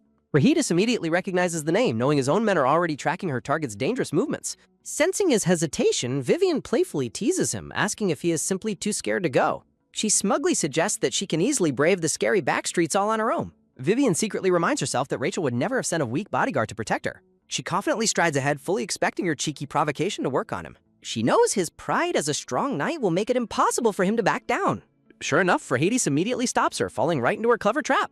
They walk side by side down the grand sunlit corridor, their silent alliance officially sealed. With a smirk, Rahidus offers to lead her through a secret path to avoid any more prying eyes. The scene shifts outside as the afternoon sun casts its bright glow over the bustling medieval town. They soon arrive in front of an unassuming antique shop that serves as the guild's hidden front. Pushing the heavy wooden door open, Vivian cautiously calls out to see if anyone is inside. A burly, muscular man with bronze skin suddenly steps out from behind the curtain to welcome them. Vivian is immediately impressed by his imposing, highly disciplined appearance. However, the burly man instantly freezes in absolute terror the moment he recognizes Rahidus. Before the man can blurt out his identity, Rahidus swiftly kicks the door shut in a panic. A heavy, suffocating silence fills the room as a wave of intense panic washes over them. The burly man trembles nervously under Rahidus's cold, menacing gaze. Vivian turns around in confusion, wondering why the door suddenly slammed shut. She quickly notices the incredibly bizarre, tense staring contest happening between the two men. The burly shopkeeper sweatily tries to piece together why his fearsome master is accompanied by this noble girl. Vivian looks between them, curiously asking if they already know each other. An ominous darkness briefly clouds the room as the secrets of the guild threaten to unravel. The sweat-drenched shopkeeper nervously repeats her question, desperately looking to his master for a cue. Quickly coming up with a cover story, Rahidus claims that they are just old friends. He glibly explains that seeing him after nearly 10 long years must have shocked the poor shopkeeper. Rahidus glares with icy blue eyes, subtly commanding his subordinate to play along with the lie. Recognizing the hidden threat, the terrified man frantically nods and laughs, pretending to be overjoyed. Vivian stares in sheer disbelief, wondering why on earth the man is sweating so profusely in a cold room. In a world where alliances are forged in steel and blood, a simple handshake might be the most dangerous weapon of all. Vivian beams with sweet enthusiasm, insisting that the two tense men before her shake hands and seal their bond. But forcing two natural-born rivals into an alliance is easier said than done. The black-haired young man looks incredibly repulsed, while the brown-haired merchant breaks into a cold sweat under the immense pressure. The black-haired young man delivers a bone-crushing grip wrapped in a terrifyingly polite greeting. The brown-haired merchant barely manages a terrified response, while Vivian remains completely oblivious to the sheer malice radiating between them. Nursing his aching hand, the brown-haired merchant nervously inquires about the true nature of their relationship. Without hesitation, Vivian beams and confidently declares that they are close friends as well. Behind her bright smile, Vivian reasons that labeling the black-haired young man as a mere bodyguard would be far too distant and cold. The brown-haired merchant is left completely baffled by her logic, while the black-haired young man seethes in silence at being demoted to the friend zone. Shifting the focus back to business, the black-haired young man steps forward to present a formal request to the informant. The black-haired young man reveals he is searching for a specific individual, prompting the brown-haired merchant to demand every shred of detail about the target's habits and appearance. Seeing the transaction move forward, Vivian grows deeply suspicious that they are walking straight into a merchant's trap without discussing the price. Eager to protect her wallet, Vivian interrupts to demand the total cost before they commit to anything. The brown-haired merchant acts wildly insulted by her skepticism, dramatically questioning how he is supposed to survive on such doubts. Sensing he might lose the client, the brown-haired merchant quickly backtracks with a nervous laugh and suggests a starting price of 100 gold. The astronomical price leaves Vivian absolutely horrified, realizing her budget is about to be completely obliterated. Sensing her panic, the black-haired young man flashes a lethal glare that immediately forces the terrified merchant to slash his price down to a mere 10 gold. Vivian is left utterly stunned by the sudden massive discount. The brown-haired merchant quickly clarifies the fair terms of the deposit and refund policy, which Vivian eagerly accepts. Leaving the shady office behind, Vivian bids the informant farewell, officially putting their search into motion. Thrilled by the money they saved, Vivian enthusiastically points out a nearby stall, offering to treat her companion to cotton candy. The black-haired young man playfully exposes her true intentions, prompting Vivian to humorously ask to pretend she isn't just treating herself. Smiling brightly, Vivian hands him a massive, fluffy treat, addressing him with unexpected warmth. As they stroll through the bustling streets, Vivian curiously asks if he recognized the informant as a reliable ally right from their first encounter. Her thoughts drift back to her past, wondering if she would still be able to recognize her childhood friend Rachel after all these years. The black-haired young man gently warns her that time changes people, suggesting they might pass each other by as strangers. Vivian looks down in sorrow, realizing that her childhood friend's face has faded into a distant, hazy memory. A heavy wave of anxiety washes over her, terrified that they might cross paths and never even know it. Sensing her deep distress, the black-haired young man turns back with a firm assurance that Rachel would definitely recognize her first. His words carry a quiet, comforting weight that cuts right through her lingering doubts. A sudden warm tranquility settles over the busy street. Vivian blinks in pure astonishment, realizing that the usually cold warrior just offered her genuine comfort. A soft smile returns to her face as she decides that beneath his harsh exterior lies a truly caring soul. With her spirits lifted, Vivian finally takes her first faithful steps into the Grand Imperial Palace alongside her grandfather. However, their arrival is met with an immediate setback as her bodyguard is suddenly pulled away by unexpected business. Left to explore with her grandfather, Vivian marvels as he points out the breathtaking royal greenhouse in the distance. Her attention is quickly captured by another magnificent structure standing tall against the horizon. Her grandfather identifies it as the Imperial Library and offers to take her inside for a tour. They step across the polished marble floors, the quiet echo of their footsteps filling the grand space. Gazing up at the towering structure, Vivian dreams of studying in such a grand place, prompting her grandfather to reveal an equally magnificent library exists at their northern estate. Vivian is utterly enchanted by the vast collection of knowledge laid out before her. He assures her that the northern estate holds an identical wealth of ancient books and records. When Vivian asks if she would have free reign to explore it, her grandfather playfully suggests she simply move to the northern estate. She tilts her head in confusion, wondering how such a sudden move would even be possible. He warmly suggests a family trip to the north once they reunite with her father, unaware that an unexpected figure is approaching from behind. Vivian's breath catches as she turns to face a formidable presence walking gracefully toward them. Her grandfather immediately recognizes the elegant noblewoman, calling out her name in surprise. Stepping forward, the silver-haired lady with glasses inquires if Vivian is indeed the long-awaited guest from distant lands. The quiet power of the lady's gaze commands absolute respect from everyone in the courtyard. Smiling warmly, her grandfather notes that an introduction might be redundant if they have already crossed paths. Vivian instantly remembers the fateful day on the muddy road when the elegant lady personally came to her rescue. Looking at the two women, her grandfather smiles softly, musing that those destined to meet will always find a way back to each other. A sudden twist of fate brings pink-haired Vivian face-to-face with the Empire's elite, where she politely downplays her heroic deeds to avoid a grand reward. The pressure intensifies as Vivian finds herself caught off guard by the powerful nobility standing right beside her. The elder nobleman, Falmon, suddenly proposes a shocking arrangement, suggesting Vivian join the formidable Marchioness as an apprentice. Overwhelmed by the sudden proposal, Vivian freezes in utter disbelief as the nobleman seals her fate with a reassuring gesture. Shockwaves ripple through Vivian's mind as she reacts with sheer panic to this terrifyingly grand opportunity. When the elder nobleman teases her about her picky tastes, a flustered Vivian frantically defends her intentions. The daunting reality of her new training feels as absurdly intense as hiring a foreign minister as a personal tutor. The brown-haired aide, Roper, smoothly jumps in to coordinate the meeting, offering his own free schedule. The white-haired Marchioness delivers a shocking invitation to her estate, leaving the room stunned by her unexpected flexibility. In complete and utter disbelief, Vivian panics as she watches her terrifyingly grand fate lock into place. A silent scream of utter bewilderment echoes through the tense atmosphere as the reality of the situation sinks in. 2 days fly by in a flash, shifting the scene to the magnificent sun-drenched Rose with a Stick. Stunned that her powerful guest actually kept the appointment, Vivian anxiously awaits her arrival over a cup of tea. Left alone at the massive table, Vivian and the quiet brown-haired aide sit in tense, heavy silence. An oppressive, awkward atmosphere closes in on Vivian, who fears the aide's prejudice against demons might ruin her standing. Desperate to break the icy, suffocating silence, the pink-haired girl frantically searches the room for a conversational lifesaver. A sudden spark of inspiration hits Vivian as her eyes lock onto a fascinating decoration nearby. Seizing the moment, Vivian prepares to break the ice with a clever observation about her surroundings. Pointing to a striking, framed military decoration on the wall, Vivian smoothly steers the conversation toward a legendary honor. The brilliant 8-winged golden medal gleams under the light, symbolizing the highest possible valor in the Empire. Surprised by her knowledge, the aide listens closely as Vivian reveals her deep understanding of the legendary Surdane. A legendary flashback reveals the Golden Age of Heroes, where the Emperor himself bestowed the highest military honor upon a brave warrior. The epic history of the prestigious winged medal unfolds, showcasing the immense merit required to earn such a legendary symbol. Vivian solemnly notes that the legendary 8-wing medal was a tragic posthumous honor awarded to the late Surdane. Brimming with pride, the aide reveals that House Rosewith boasts another legendary recipient of the coveted award, Vivian's own grandfather. The atmosphere lightens completely as the aide passionately boasts about the Marchioness's incredible administrative triumphs, much to Vivian's relief. Eager to share more family history, the proud aide reaches up to retrieve a framed family portrait.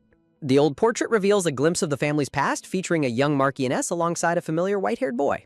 Gazing at the young, white-haired Sir Dane, a strange sensation washes over the room. A chilling wave of familiarity strikes Vivian's art as she stares intensely at the boy's striking features. The heavy door suddenly swings open as the white-haired Marchioness finally enters, apologizing for her delay. Vivian warmly dismisses the apology, explaining that the helpful aide kept her thoroughly entertained with stories. Pointing out a startling family trait, Vivian notes the incredible resemblance between the Marchioness and her late brother. The Marchioness stops in her tracks, visibly taken aback by the comparison to her beloved sibling. The Marchioness notes that while her serious expression makes her look sharper, her brother possessed a softer, gentler smile. Roper eagerly chimes in, insisting their noble personalities and strong sense of justice are completely identical as well. In a humorous shift, the Marchioness playfully sighs and corrects Roper's overly optimistic comparison. Still desperate to keep talking, the dramatic aide is comically dismissed, leaving the two women alone. Staring out the window, the Marchioness reflects on her late brother's reckless nature and his brave sacrifice on the battlefield. Turning back, she listens intently as Vivian expresses a heartfelt statement of gratitude. Vivian warmly thanks the Marchioness for welcoming her without prejudice, especially given her controversial background. The Marchioness insists that treating people fairly is simply the right thing to do, though staying rational with family is never easy. When Vivian continues to praise her open-minded nature, the Marchioness chuckles softly at her innocence. She quietly admits her rational outlook was born from a painful past, revealing her own struggles with prejudice. Vivian gasps in surprise, shocked to learn the noble Marchioness once harbored deep hatred toward demons. The Marchioness shares a profound truth about healing, explaining that even the deepest emotional scars fade over time. A grim flashback reveals a younger version of the Marchioness walking through a hostile town surrounded by furious citizens. The crowd turns their violent anger onto a defenseless child, prompting a harsh realization about misplaced rage. The bitter reality of war is laid bare, showcasing how greedy rulers profit while the innocent suffer the consequences. With her resolve hardened, the Marchioness decides to direct her anger toward the true orchestrators of suffering. As ancient prejudices threaten to tear the empire apart, the white-haired Marchioness reveals her noble quest to end all wars and protect the innocent. Although closing the barrier to the demon realm brought an end to the fighting, a lasting peace remains impossible without changing humanity's deep-rooted hatred. Adjusting her glasses, the weary Marchioness warns that their current tranquility is merely a fleeting, temporary illusion. Vivian realizes that shifting an entire society's mindset takes time, finding herself deeply captivated by the older woman's wisdom. Listening closely, Vivian is struck by how closely the Marchioness's ideals match the cherished memories of her own father. A heartwarming memory reveals Vivian's gentle, white-haired father advising her never to judge all demons based on human-biased histories. The Marchioness expresses heartfelt gratitude for meeting Vivian, catching the surprised pink-haired girl completely off guard. Blushing deeply, a flustered Vivian receives high praise for her potential to bridge the divide between humans and demons. The Marchioness smoothly transitions the conversation, recalling Vivian's supposed interest in studying the duties of a noble's aide. Realizing she must be truthful, Vivian decides to confess that the training was actually the Duke's sudden idea. Showing deep humility, Vivian admits she's just curious and asks if it is truly all right to take up the busy Marchioness's valuable time. The Marchioness calmly processes Vivian's honest confession while their tea is served. Smiling gently, the Marchioness insists that Vivian's honest curiosity is the perfect reason to embark on this training. Exuding a graceful elegance, the Marchioness explains that one can never discover their true talents without trying first. Vivian stands mesmerized as the Marchioness leaves her with a final encouraging piece of wisdom. The scene transitions to the tranquil quiet of night, blanketing the majestic estate in starlight. Over a luxurious dinner, Vivian enthusiastically confirms that her official training at the Marchioness's office begins the very next day. The elder Duke Falman expresses relief, admitting he feared she might be too reluctant to enter the imperial palace. Vivian quietly reflects on her initial hesitation, remembering the dark history that still haunts her. Vivian convinces herself that confronting her fate in the palace is safe, since her original tragic end was caused by illness rather than the mysterious Alan. Vivian playfully showers her grandfather with enthusiastic praise, earning a warm chuckle from the amused patriarch. A clearly irritated Rahadis questions Vivian's choice of teacher, though she remains firm in her desire to learn from the Marchioness. Vivian notices the dark-haired young man's unusual hostility, feeling a sudden wave of tension at the table. Rahadis sternly warns Vivian about the hidden dangers of the imperial palace, triggering a terrifying rush of childhood memories. The terrifying image of the red-eyed emperor resurfaces, a haunting reminder of the tyrant's past cruelty toward her. Trapped behind cold iron bars, the memory of her imprisonment by the ruthless emperor remains permanently burned into Vivian's mind. Vivian vividly recalls the day the emperor attempted to execute her and how her brave childhood friend Rachel protected her. Inspired by Rachel's promise to grow strong and protect her, Vivian resolves to stop hiding in fear and face her future head-on. Vivian declares her desire to become strong enough to aid Rachel when they finally reunite. Rahedis counters that Rachel would never want Vivian to expose herself to extreme danger in the palace. Finding her inner courage, Vivian refuses to run away, determined to stand and fight just like her brave friend did.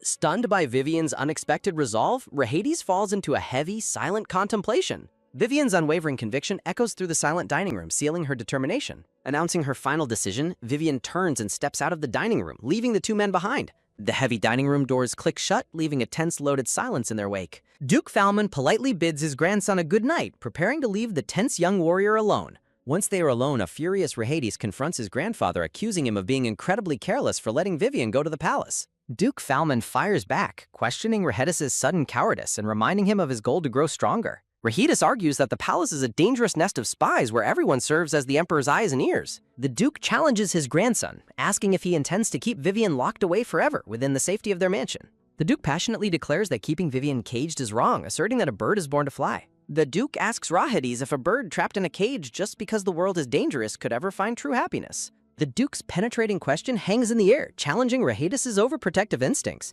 Opening the cage door to set the bird free, the Duke warns Rahedis that his desire to hide Vivian is born of pure selfishness. Deep in thought, Vivian walks down the dark corridor, planning to study the noble families to prepare for her first day. Vivian suddenly stops in her tracks, realizing she has mistakenly walked right up to Rahedis' private chambers. Feeling guilty for her harsh words during dinner, Vivian considers offering her fresh kitchen madeleines as a peace offering. Pacing anxiously outside his door, Vivian debates whether it is too late at night to deliver her apology gift. Before Vivian can make a decision, the heavy door suddenly begins to creak open on its own. A freshly showered Rahedi steps out in his open robe, sending a startled, screaming Vivian jumping back in pure shock. A simple peace offering transforms into a heart-stopping encounter as Vivian finds herself face-to-face with a dangerously alluring sight. Overwhelmed by sheer embarrassment, she finds it completely impossible to meet his gaze directly. Stuttering in absolute panic, she desperately tries to offer her freshly baked peace offering. Shifting her eyes to avoid his face, she accidentally locks onto his solid physique instead. She panics internally, desperately squeezing her eyes shut to suppress her wildly wandering thoughts. In a chaotic burst of adrenaline, she shoves the bag of madeleines directly onto his face. After screaming a loud command to meet her in the library, she flees down the dark hallway. Left completely alone in the corridor, a thoroughly bewildered Rahedi stares blankly at the unexpected gift. Back in the safety of the library, Vivian buries her face on her desk in agony. She desperately hopes he didn't notice her bright red blush, blaming his physical presence. Her treacherous mind immediately flashes back to his physical allure, making her gasp in renewed embarrassment. Shaking off her wild distractions, Vivian fiercely resolves to focus entirely on her late-night studies. Opening her massive reference book, she decides to ease her mind by studying noble house crests. She sits quietly under the glow of the chandelier, reciting the ancient symbols of the empire. Taking careful notes, she reflects on her own modest title and its corresponding wolf symbol. As she continues her study, an incredibly close and quiet presence suddenly looms right behind her. Vivian gasps in surprise as Rahedis suddenly leans in close, his shadow completely enveloping her. Heart pounding wildly, she struggles to keep her cool as she realizes how close he is standing. He looks down at her with a quiet, intense gaze that makes the air feel incredibly heavy. He softly questions her reasons for calling him out so late, cornering her with his proximity.